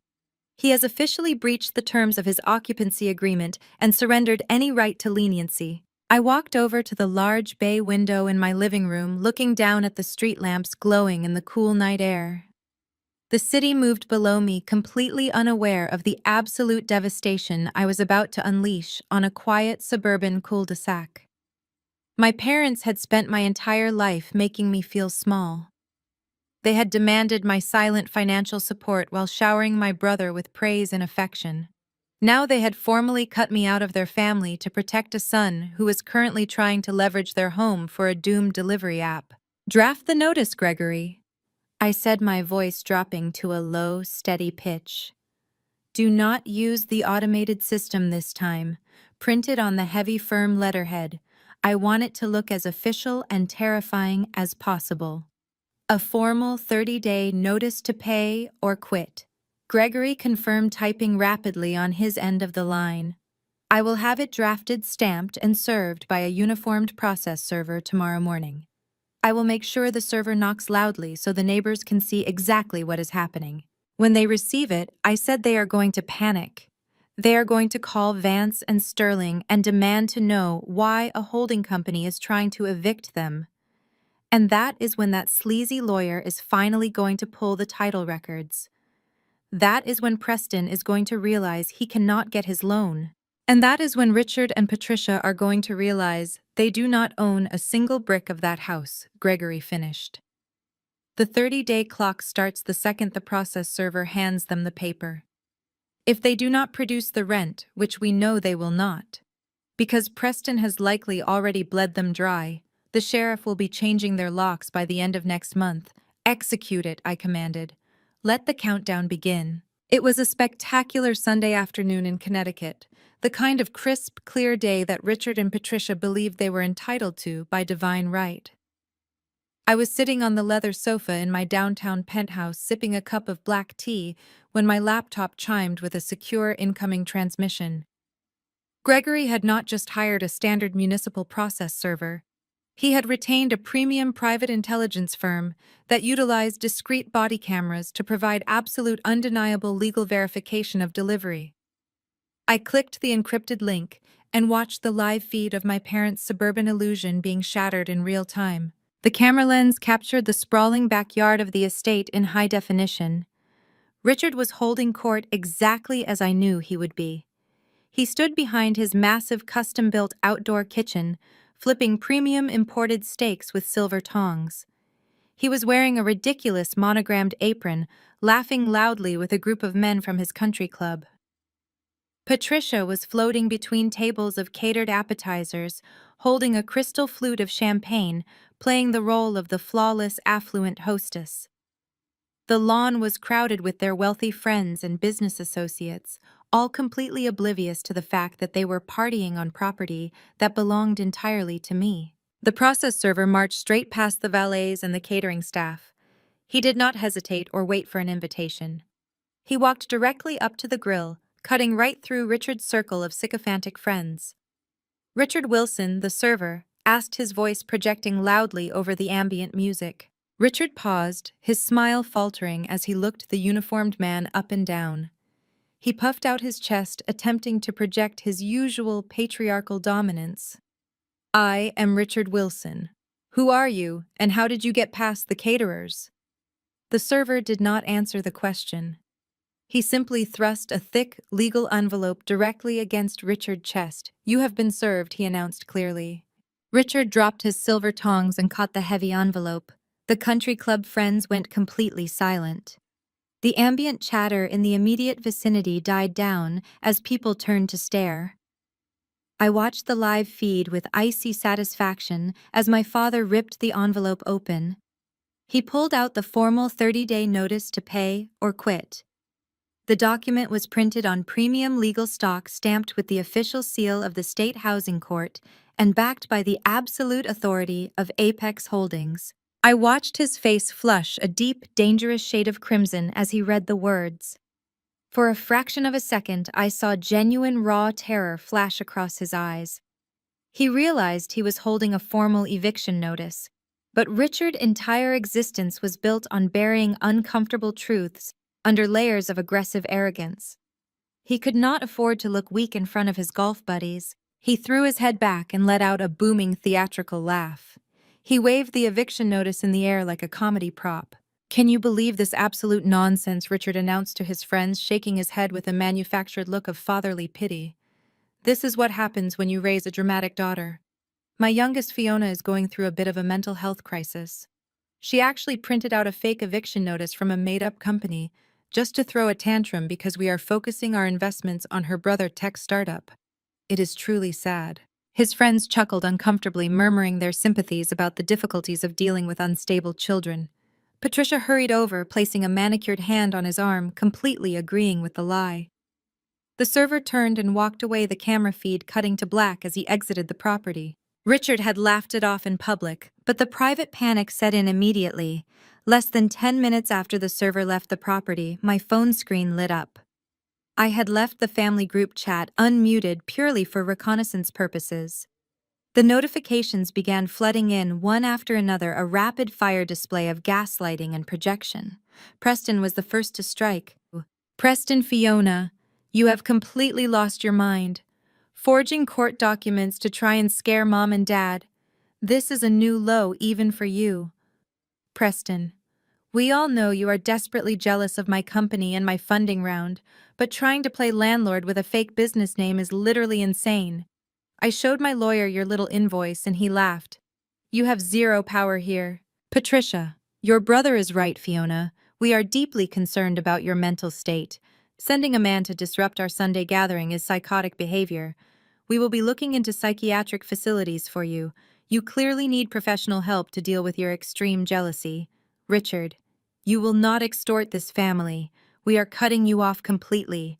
Do not expect another dime of our property tax money. You are officially dead to us until you get help and sign Preston documents. I read their messages while sipping my tea completely undisturbed. Their reaction was so perfectly aligned with their historical playbook. Whenever I demonstrated independence or demanded respect, they immediately labeled me crazy or unstable. It was their ultimate defense mechanism. If I was mentally unwell, they did not have to take accountability for their own failures. They were laying the groundwork to explain away my actions to their friends, framing my legal ownership of their home as a psychotic delusion. I did not reply to the group chat. I simply took a screenshot of Richard's message, where he explicitly reiterated his refusal to pay the property maintenance funds and forwarded it to Gregory to add to the eviction file. Let them call me crazy. The sheriff who would arrive in 30 days to change their locks would not be interested in their psychological evaluations. I closed my laptop and enjoyed the rest of my Sunday evening entirely in peace. The reality of their situation took exactly 12 hours to penetrate the thick walls of their delusion. The weekend bravado vanished the moment the financial markets opened on Monday morning. I stepped out of the luxury high-rise building where I lived, walking a block down the avenue to my favorite artisan coffee shop. I was wearing a tailored charcoal suit and carrying my leather briefcase, preparing for a morning of aggressive corporate acquisitions. As I exited the cafe holding my espresso, I saw her. Monica was pacing frantically next to my waiting town car. The woman who had stood in my office just days prior, dripping with venomous condescension and demanding I surrender my home, was completely unrecognizable. The smug superiority was entirely gone. Her designer trench coat was wrinkled, her hair was pulled back in a messy knot. She was gripping a paper coffee cup so tightly, her knuckles were white. When she saw me approaching, she lunged forward, practically throwing herself in my path. "Fiona!" she gasped, her voice cracking with raw, undisguised panic. "Fiona, please, you have to listen to me. I need 5 minutes. Please." I stopped on the pavement, taking a calm sip of my espresso. I looked her up and down, letting the silence stretch until she began to tremble. "You are blocking my car, Monica," I said, my tone perfectly flat. "I have a real business to run. Move." She did not move. Instead, she reached out and grabbed my forearm. Her hands were shaking violently. "You do not understand what you are doing," Monica pleaded, the words spilling out of her mouth in a desperate rush. Preston Lawyer finally pulled the county records this morning. He saw the Apex Holdings deed. He saw the chain of title. He called Preston at 6 in the morning, screaming at him. He dropped us, Fiona. The lawyer completely dropped us and said we were trying to involve him in federal bank fraud. I gently but firmly removed her hand from my arm. "I am failing to see how your husband's legal incompetence is my problem, Monica. I sent you a bill. You refused to pay it. The eviction proceeds." "It is not just the bank HELOC," she blurted out, her voice dropping to a terrified whisper as she looked around the busy sidewalk. "Preston lied to your parents. He lied to everyone. The bank loan was never going to be enough to fund the startup. He already went to private angel investors, Fiona. Aggressive private equity guys. He signed term sheets with them last month." I raised an eyebrow, intrigued by the sheer magnitude of my brother's stupidity. "He used his guaranteed future inheritance as collateral." Monica confessed, tears finally spilling over her eyelashes and ruining her expensive makeup. "He signed legal documents pledging the equity in your parents' estate to secure $3 million in private funding. He told them the house was owned free and clear by the family trust and that he was the sole manager. He took an advance on the funding. He already spent it, Fiona. He spent all the advance capital on office spaces and marketing parties." I stared at her, letting the devastating reality of her confession sink in. Preston had not just lied to a retail bank. He had defrauded private equity investors. He had taken millions in aggressive, unregulated capital by pledging a multi-million-dollar asset that belonged to me. "If those investors find out about the eviction notice," Monica sobbed, wrapping her arms around her stomach. "If they see a legal cloud over the property or realize your parents do not own the house, they will pull the funding immediately. They will demand their advance back. We do not have it, Fiona. We have absolutely nothing. The investors will sue us for fraud. They will destroy Preston. He could go to prison. We will lose everything. Our kids will be ruined." She stepped closer, bringing her tear-stained face inches from mine. She was no longer demanding. She was begging for her life. "You have to retract the eviction," Monica whispered, her voice breaking into a pathetic whine. "You have to sign the quitclaim deed and transfer the house back to your parents. If you do not give us the house, Preston will go to jail. Please, Fiona, you have plenty of money. You do not need that house. You have to save your brother." I looked at her desperate, terrified face. I remembered how she had stood in my sanctuary calling me a miserable spinster. I remembered how she had commanded me to do my duty and surrender my leverage to fund her luxurious lifestyle. I felt a slow, cold smile spread across my face. I took a final sip of my espresso and tossed the empty cup into a nearby recycling bin. "You are deeply confused about the nature of our relationship, Monica," I said, my voice dropping to a smooth, lethal whisper. "I am not your savior.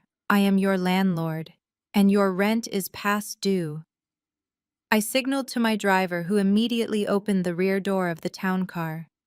"Tell Preston to start looking for a very good criminal defense attorney," I said, stepping into the pristine leather interior of the vehicle. "And tell my parents to start packing. 30 days goes by much faster than you think." I pulled the door shut, leaving Monica standing alone on the cold pavement, weeping openly as the car pulled smoothly into the morning traffic. The eviction was no longer just a warning, it was a countdown to their absolute destruction.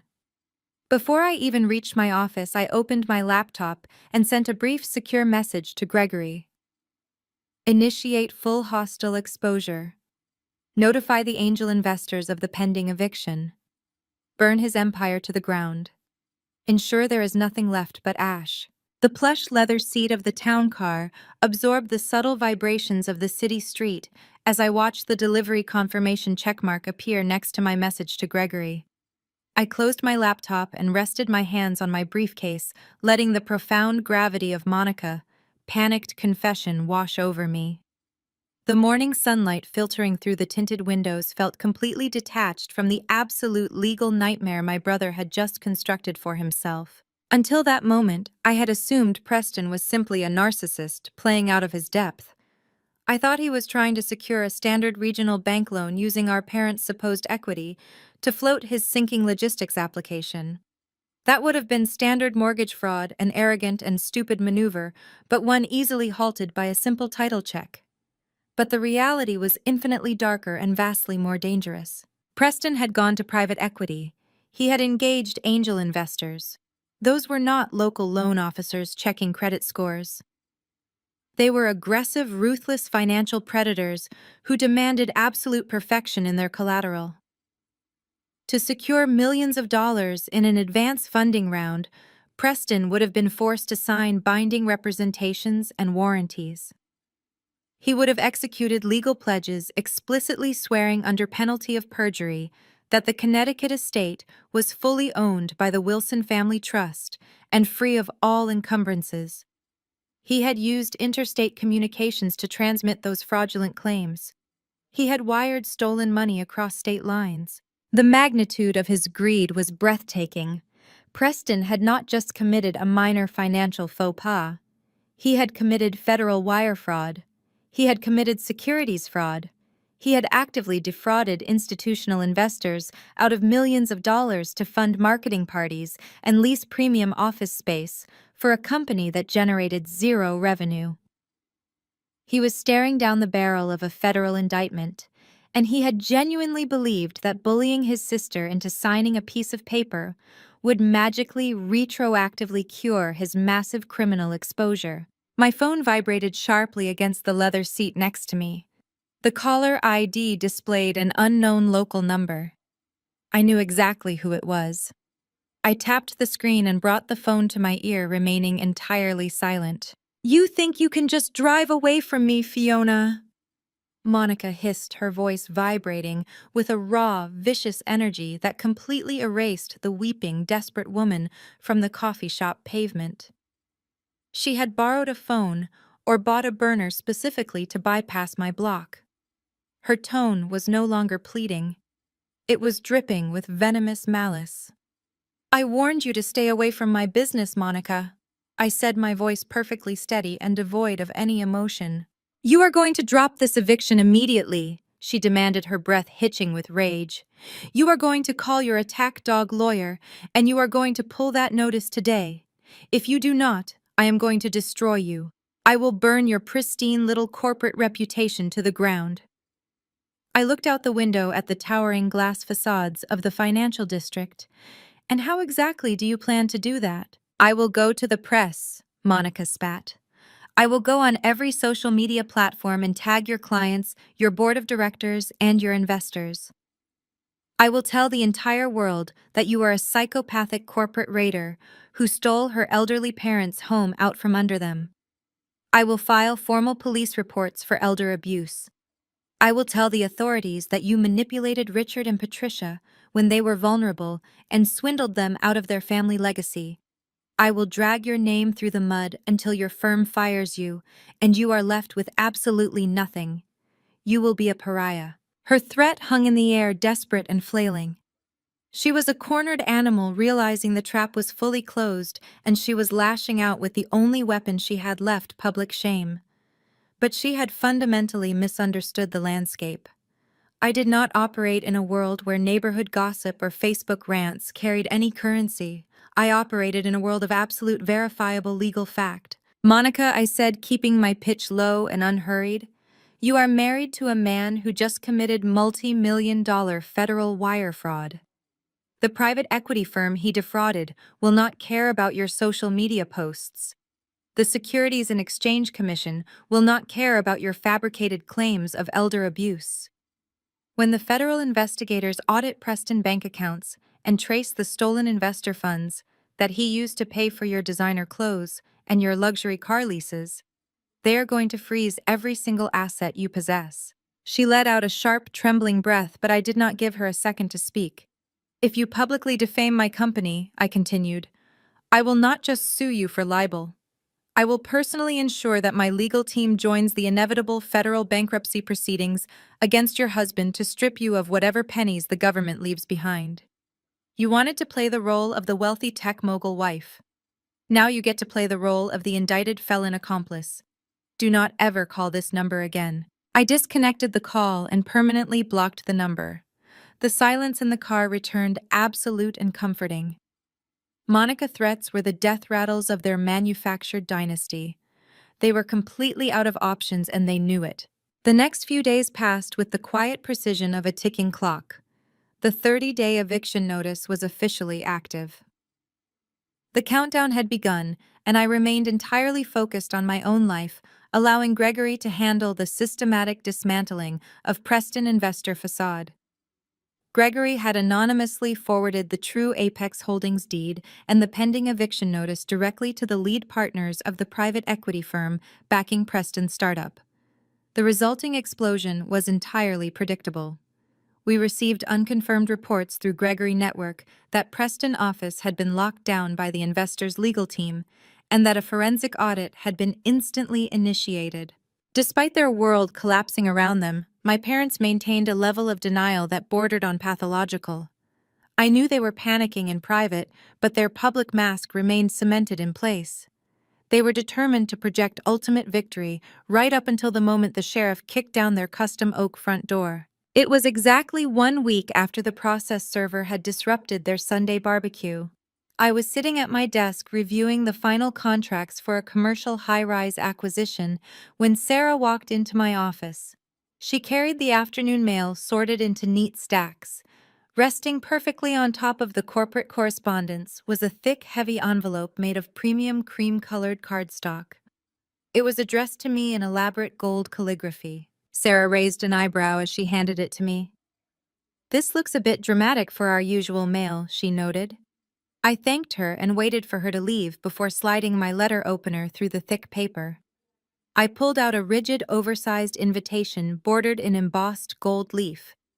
The sheer extravagance of the stationery was staggering. The text announced that Richard and Patricia Wilson cordially invited me to attend their spectacular Ruby Anniversary Gala, celebrating 40 years of marriage and family legacy. The event was scheduled to take place at the Connecticut estate on the final Saturday of the month. The dress code was strictly black tie. I read the details with a growing sense of absolute astonishment. They were hiring a full orchestra.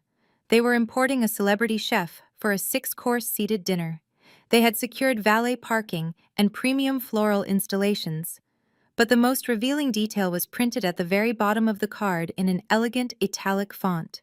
Please join us for a special champagne toast at midnight as Richard and Patricia formally announce the transition of the Wilson family estate and pass the torch of leadership to our son Preston Wilson. I set the invitation down on the glass desk, staring at the gold letters. The timeline was almost poetic. The gala was scheduled exactly 3 days before the eviction notice expired. The puzzle pieces snapped together with brilliant, horrifying clarity. My parents were completely broke. Preston Delivery Startup was a hollow shell. They had absolutely no liquid capital to fund a black tie gala for 200 wealthy guests. The money paying for the orchestra, the imported caviar, and the premium champagne was coming directly from the advance capital Preston had stolen from his private equity investors. He was burning the last remaining drops of his fraudulent funding to throw a massive party celebrating his imaginary inheritance of a house he was about to be legally thrown out of. It was the ultimate manifestation of their shared delusion. They believed that if they threw a party lavish enough, if they gathered enough wealthy friends to witness the passing of the torch, They could somehow magically override the legal reality of my ownership. They thought they could shame me into compliance by publicly declaring Preston the master of the estate in front of the entire community. They were planning to stand in my house drinking champagne bought with stolen money and declare themselves victorious. I picked up the heavy cream-colored card, feeling the expensive texture beneath my fingertips. Monica had threatened to ruin my reputation, but Richard and Patricia had just handed me the perfect venue to execute my final response. They wanted an audience. They wanted a grand public spectacle to cement their status and humiliate the disobedient daughter who dared to demand rent. They had meticulously planned a coronation for the golden boy. They were going to raise their glasses surrounded by their affluent peers and officially hand Preston an empire made entirely of dust. I opened my desk drawer and pulled out a sleek black fountain pen. I checked the small RSVP card included in the envelope. There was a box for attending and a box for declining. I placed a sharp, thick check mark in the box confirming my attendance. I would not miss this party for the world. I was going to put on my finest evening gown. I was going to walk through the front doors of my own property, and I was going to watch their entire fraudulent reality burn to the ground under the light of their own crystal chandeliers. The patriarch wanted a family transition. I was fully prepared to give him one. The tires of my black town car crunched against the pristine white gravel of the circular driveway, marking my arrival at the estate. I sat in the back seat for a moment, simply taking in the sheer audacity of the spectacle before me. The sprawling Connecticut mansion was illuminated by dozens of massive theatrical spotlights, casting a golden glow across the manicured lawns. A fleet of valets in crisp white jackets darted between rows of imported luxury vehicles.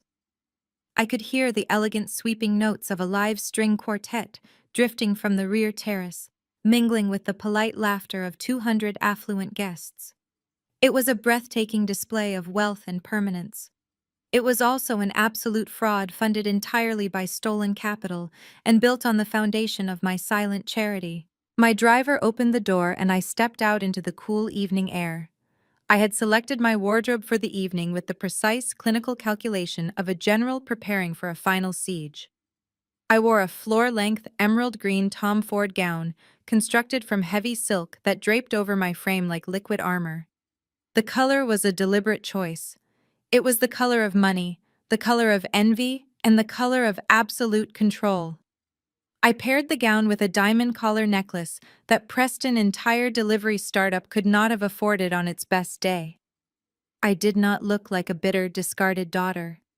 I looked like the person who owned the very ground they were standing on. I handed my coat to a bewildered attendant at the grand double doors and glided into the main foyer. The interior of the house had been transformed into a floral wonderland. Thousands of white orchids and imported roses cascaded down the sweeping mahogany staircase and spilled over the marble fireplace mantels. Waiters carrying silver trays loaded with beluga caviar and vintage champagne moved seamlessly through the crowd of men in tailored tuxedos and women in sparkling evening gowns. I took a flute of champagne from a passing tray and stepped fully into the light of the massive crystal chandelier overhead. The reaction to my presence was instantaneous and electric. The ambient hum of conversation in the foyer dropped by a noticeable octave. Heads turned, eyes darted. Whispers ignited and spread through the room like wildfire across dry brush. I saw my Aunt Margaret lean into my cousin David, her hand covering her mouth as she stared at me with wide, shocked eyes. I saw business associates of my father exchanging uncomfortable glances. They all knew the narrative. Richard and Patricia had spent the entire week calling every branch of the family tree, ensuring everyone knew that Fiona had suffered a mental break, that she was wildly jealous of Preston, and that she had been officially cut out of the family. I was supposed to be hiding in my city apartment, weeping over my disinheritance. I was not supposed to be standing in the center of their gala, radiating untouchable power. I ignored their stares completely. I moved through the crowded room with slow, deliberate steps, projecting an aura of total invulnerability. Let them whisper. Let them point. Their opinions were as hollow as the bank accounts funding the caviar they were eating. I scanned the room, locating the key players in Tonight Tragedy. I spotted Monica standing near the grand piano. She was wearing a heavily beaded gown that looked expensive, but her face was a mask of sheer terror. The moment her eyes met mine, all the color drained from her cheeks. She looked away instantly, raising her champagne glass to her mouth with trembling hands. She knew exactly what was coming. She knew the eviction clock was ticking, and she knew the ground beneath her designer heels was ready to collapse. Then I saw Preston. He was standing near the French doors leading to the terrace, holding court with a group of 4 men in sharp dark suits. These men did not possess the relaxed, jovial posture of country club friends. Their shoulders were tense. Their eyes were calculating and predatory. They held their drinks rigidly, listening to my brother speak with expressions of guarded skepticism. These were the angel investors. These were the men Preston had defrauded. Gregory had sent them the true Apex Holdings deed and the active eviction notice days ago. I knew they were only attending this party to look my brother in the eye and see if he had the nerve to maintain his lie. They were circling the wounded prey, waiting for the exact moment to strike. Preston, completely oblivious to his impending doom, grinned broadly and clapped one of the men on the shoulder. Patricia emerged from the dining room, playing the role of the flawless, affluent matriarch. She was laughing brightly with a local politician, but her laughter died the second she spotted me standing by the marble fireplace. She froze entirely, her manicured hand gripping the politician's arm. I raised my champagne flute to her in a silent, mocking toast. She spun around and practically sprinted through the crowd, desperately searching for Richard. I did not have to wait long for the patriarch to make his move. He was not going to have security throw me out. That would cause a scene and ruin the elegant atmosphere he had purchased with his son's stolen money. Richard Wilson never handled conflicts quietly when he could use them to inflate his own ego. He wanted to destroy me from a pedestal. He wanted the audience. A sharp ringing sound cut through the elegant music. Richard stood halfway up the grand mahogany staircase, tapping a silver spoon against his crystal glass. The string quartet immediately stopped playing. The 200 guests quieted down, turning their attention to the towering figure on the stairs. Richard looked magnificent in his bespoke tuxedo, his silver hair perfectly styled, projecting the ultimate image of the successful American patriarch. Patricia hurried to his side, linking her arm through his and smiling bravely at the crowd. Preston positioned himself at the bottom of the stairs, puffing out his chest and attempting to look regal. "Thank you," Richard boomed, his deep voice echoing effortlessly through the massive foyer. "Thank you all for joining Patricia and me on this incredibly special evening. 40 years ago, I married the love of my life. Together, we built a family, we built a successful enterprise, and we built this beautiful home that has hosted so many of your wonderful faces over the decades." The crowd offered a polite, warm murmur of applause. Richard smiled, soaking in the adoration. "But a true legacy is not just about what you build," he continued, placing a hand over his heart. "It is about what you leave behind. It is about knowing that the empire you constructed will be guided by strong, capable hands. It is about passing the torch to the next generation and watching them elevate the family name to heights you never even imagined." He looked down at his son, beaming with manufactured pride. "Preston," he said, his voice swelling with theatrical emotion, "you have proven yourself to be a man of extraordinary vision. Your new logistics venture is going to revolutionize the industry. You have secured incredible backing from brilliant investors who are standing in this very room tonight. You have shown the drive, the intellect, and the relentless ambition that embodies the Wilson name. You are my worthy successor. You are the future of this family." Preston smiled widely, turning to nod at the 4 men in dark suits. The investors did not smile back. They simply stared at him, their expressions completely unreadable. Richard paused, letting the silence stretch for a theatrical moment before turning his gaze directly toward me. The entire room followed his eyes. 200 wealthy guests turned to look at the daughter standing alone by the fireplace in the emerald gown. The air in the room grew instantly heavy with uncomfortable tension. "We raise our children with the best of intentions," Richard said, his voice dropping into a tone of deep paternal sorrow. We give them every advantage. We give them our love. But sometimes the harsh realities of the corporate world can poison a person's spirit. Sometimes children lose their way in bitterness and jealousy. They become blinded by resentment when they see others achieving the greatness they themselves lack. He looked at me with an expression of profound, condescending pity. To those who choose to isolate themselves in anger, we offer only our prayers. We pray that they will eventually conquer their demons. We pray that they will realize the absolute futility of their petty rebellions, and that one day they will find the humility to return to the fold and learn the true value of family loyalty. But until that day, we must protect our legacy. We must move forward with those who are truly worthy. It was a masterclass in public humiliation. He had weaponized his anniversary gala to brand me as a bitter, unstable failure in front of everyone who mattered in his social circle. He was stripping away my dignity while wearing the mask of a grieving father. He wanted me to break. He wanted me to flush with embarrassment, drop my gaze, and flee from the house in tears. I did not move a single muscle. I stood perfectly straight, holding my champagne flute, meeting his condescending stare with eyes as cold and hard as glacial ice. I let him bask in his manufactured superiority. I let him dig the grave as deep as he possibly could. Richard turned his attention back to Preston, his voice rising again to a triumphant crescendo. And so, to secure the future of the Wilson Empire, and to provide our son with the absolute unshakable foundation he needs for his new venture, Patricia and I are doing something unprecedented tonight. We want to show Preston investors and everyone in this room that this family stands behind its own with everything we possess.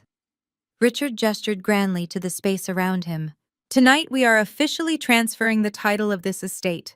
We are signing this ancestral home over to Preston right here, right now. He will be the absolute master of this house. Preston, come up here, son. Bring the ceremonial deed forward. Let us sign your future into reality. Preston stepped onto the first stair, pulling a thick leather folio from inside his tuxedo jacket. The crowd broke into enthusiastic applause, completely unaware that they were cheering for a man who was walking up the stairs to execute a fraudulent transfer of a property he was being actively evicted from. I took a slow, deliberate sip of my champagne, watching the golden boy ascend the steps. The trap was sprung. The audience was captive. The execution was about to begin. Preston placed his polished Italian loafer on the first mahogany step. He was grinning like a conquering king returning from a glorious campaign. He reached inside his tailored tuxedo jacket and withdrew a thick leather folio, undoubtedly containing some fabricated ceremonial document he and my father had drafted to appease the sharks circling in the front row. The string quartet began to play a swelling, triumphant chord to accompany his ascent.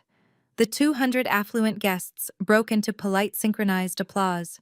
I did not run. I glided. My emerald silk gown caught the bright ambient light of the chandelier as I moved, intercepting Preston before his foot could touch the third step. I did not even look at him. I simply reached out and plucked the microphone directly from my father, suddenly slack hand. Richard was so completely stunned by my physical proximity that his fingers uncurled without resistance. He opened his mouth to speak, but his brain could not process the sudden absolute deviation from his scripted reality. I turned my back to my family and faced the sea of elite Connecticut society. I tapped the microphone once.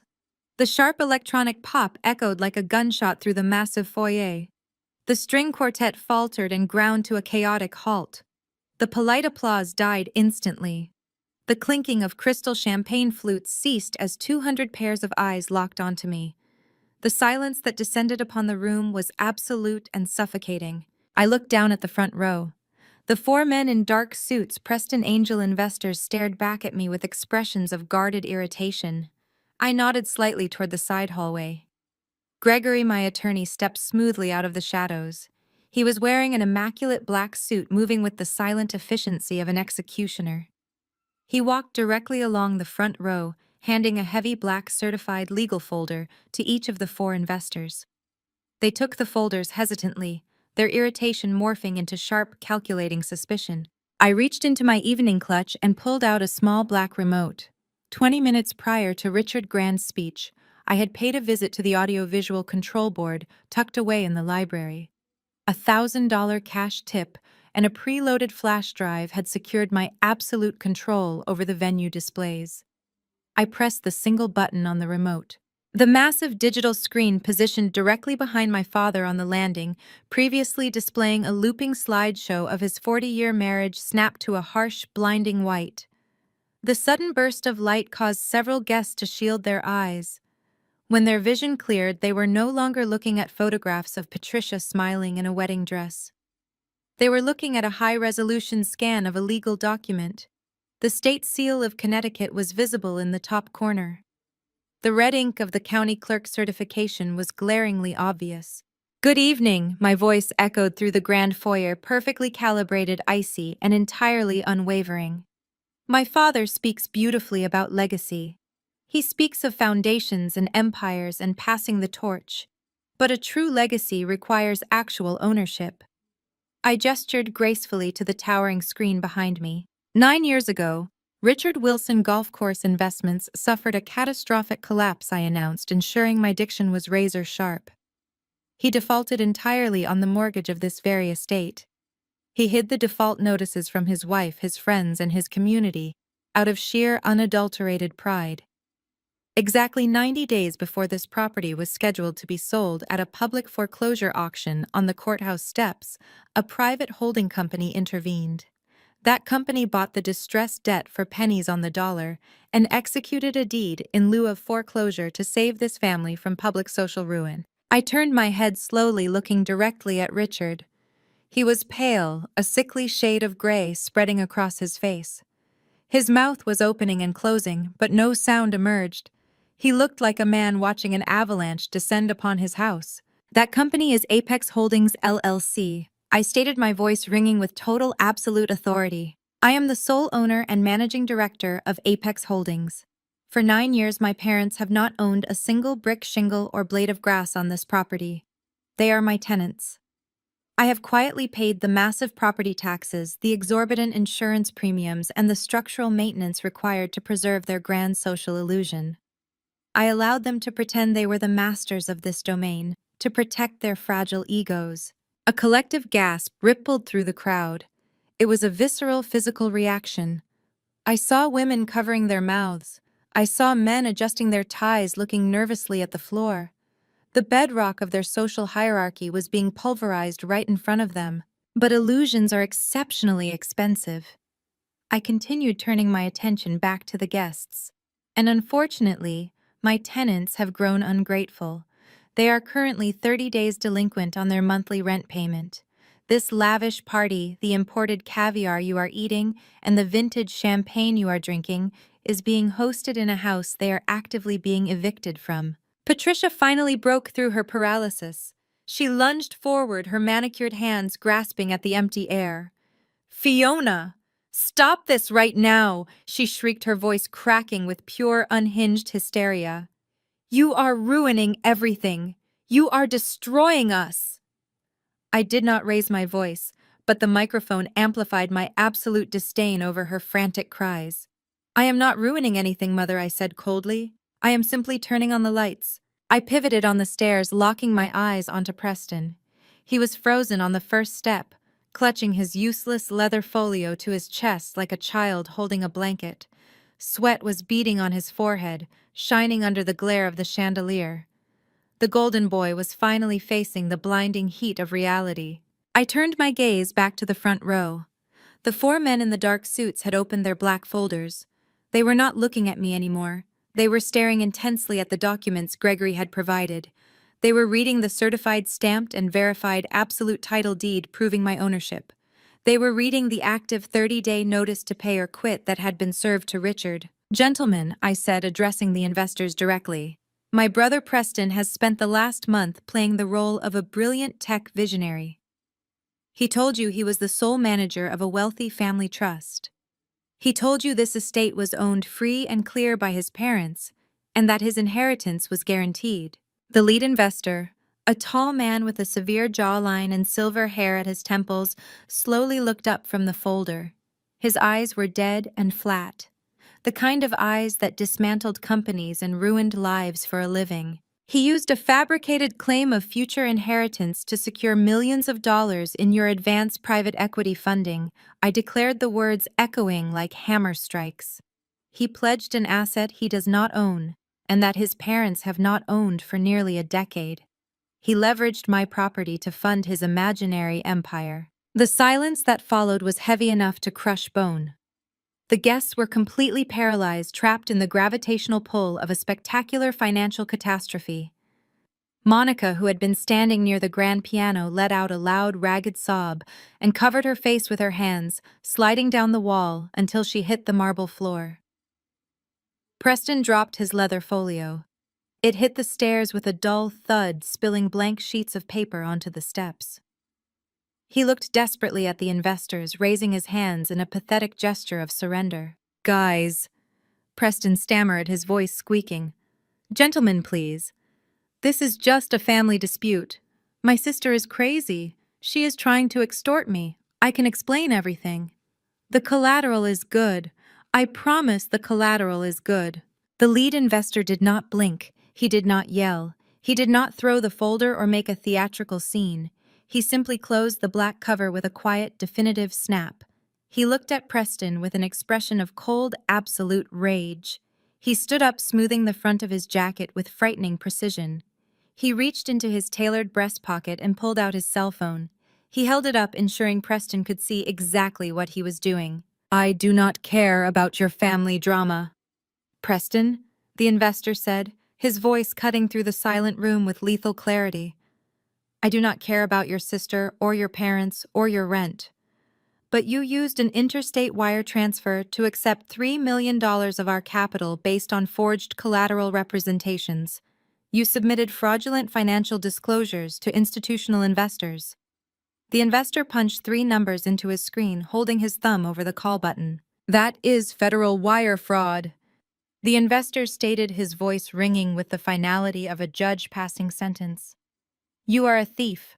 I am calling the federal authorities right now. Do not even think about moving toward that door." The lead investor did not hesitate. He kept his thumb firmly pressed against the screen of his phone, dialing the direct line to the regional white-collar crime division. The grand foyer of the Connecticut estate, previously buzzing with the polite chatter of 200 affluent guests, transformed into a vacuum of absolute silence. The string quartet had packed their instruments and slipped out the side doors the moment I displayed the title deed on the massive audiovisual screen. The wealthy socialites, the country club golf buddies, and the local politicians stood frozen like statues, their champagne flutes suspended in midair. No one dared to move. No one wanted to be associated with the catastrophic financial detonation occurring at the bottom of the mahogany staircase. We waited in that suffocating quiet for exactly 22 minutes. The distant, high-pitched wail of sirens finally broke the tension, growing louder and more frantic as they tore through the crisp suburban night. Vivid flashes of blue and red light pierced through the grand floor-to-ceiling windows, painting the white orchid arrangements in harsh, unforgiving colors. The heavy double doors swung open with a violent crash. 4 local police officers and 2 federal agents strode into the floral wonderland. They did not care about the black tie dress code or the imported caviar. The lead agent scanned the room and demanded Preston Wilson step forward. Preston tried to back away, his tailored tuxedo suddenly looking 2 sizes too big for his shrinking frame.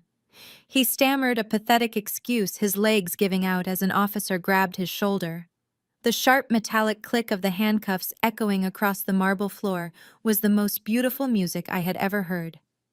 The golden child, the supposed heir to the Wilson empire, was marched out the front doors in disgrace. He was paraded directly past his wealthy audience, past the valet stand, and shoved into the back of a squad car. Richard and Patricia watched the red taillights disappear down the gravel driveway, their 40-year legacy completely pulverized in front of the very people they had tried to impress. 7 days later, the legal clock expired. I did not attend the eviction in person because I had a company to run, but Gregory ensured the operation was executed with maximum efficiency. He arrived at the estate at 8 in the morning, accompanied by 3 sheriff deputies. Richard and Patricia had stubbornly refused to pack a single box, clinging to the pathetic delusion that their social standing would somehow shield them from the law. They were wrong. The deputies gave them exactly 10 minutes to gather their immediate personal belongings. Gregory stood on the pristine front lawn, watching as my parents were physically escorted out of the house they had fraudulently claimed to own. By 9 o'clock, the locks were changed, and a heavy iron chain was secured across the front gates. Monica had already filed for emergency divorce proceedings, taking her children and fleeing to her sister's cramped apartment, desperate to distance herself from a man facing a decade in federal prison. My parents were left standing on the pavement with 3 suitcases, effectively homeless. They lasted less than 48 hours before they came crawling to me. I was reviewing a quarterly earnings report when the receptionist at Apex Holdings buzzed my office line. She sounded deeply uncomfortable, stating that a frantic older couple was causing a scene in the lobby and demanding to see me. I instructed her to send them back. The heavy glass doors of my executive suite swung open and Richard and Patricia stumbled inside. The transformation was truly staggering. The arrogant patriarch and the flawless judgmental hostess were entirely gone. They looked aged, small, and utterly broken by reality. Patricia was weeping openly, her expensive mascara running down her cheeks, ruining her silk blouse.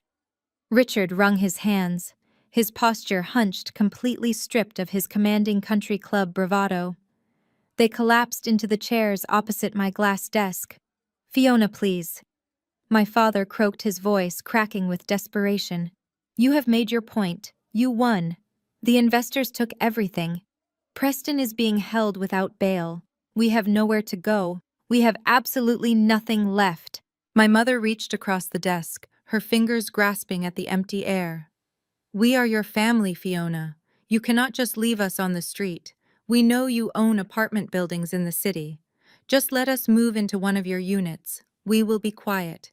We will stay out of your way. You have to help us." I looked at the 2 people who had spent my entire life making me feel completely invisible. I remembered every slight, every cruel comparison, every demand that I sacrifice my hard-earned capital to fund their suburban illusion. I remembered how eagerly they had disowned me just a week prior, when they thought they held the winning hand. I leaned back in my leather chair, my expression completely devoid of sympathy. "I am just a single woman with too much money," I said, maintaining a dangerously calm, flat tone as I threw my mother exact historical insults directly back into her face. "I do not have space for you." I pressed the security button under my desk. 2 large guards entered the suite instantly.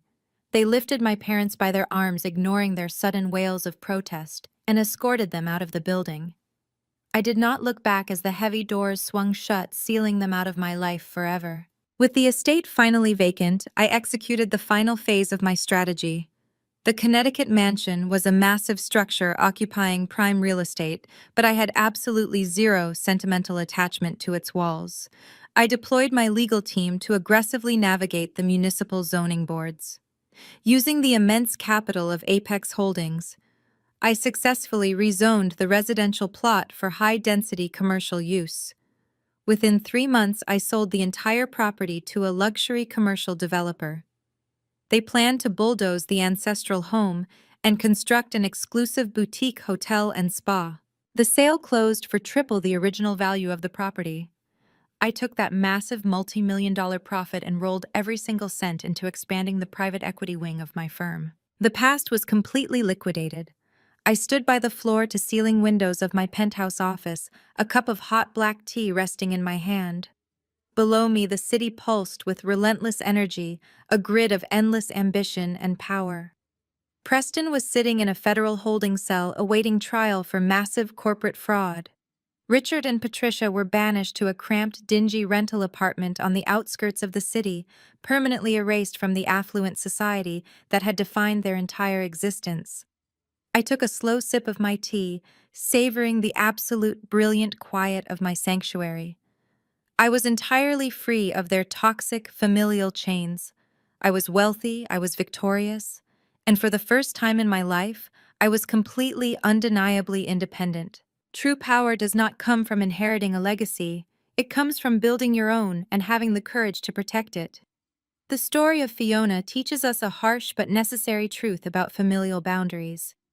Blood relation is not a license for exploitation, and shared genetics does not obligate you to finance the delusions of those who actively disrespect you. For years, Fiona endured the shadow of her highly favored brother and the dismissal of her parents. Yet she did not fight their disrespect with petty arguments. She fought it with silent, methodical success.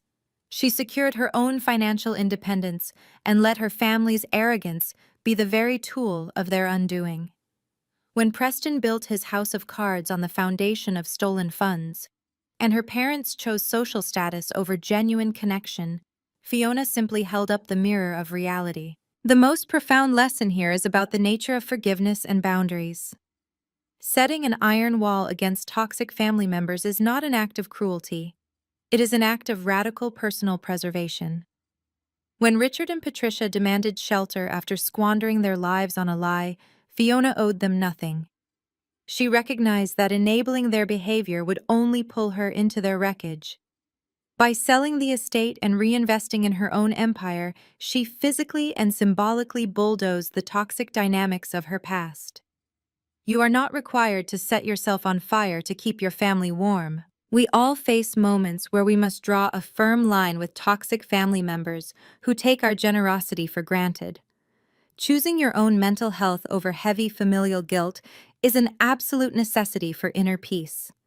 Please share your personal story in the comments section below, hit that like button, and subscribe for more powerful videos.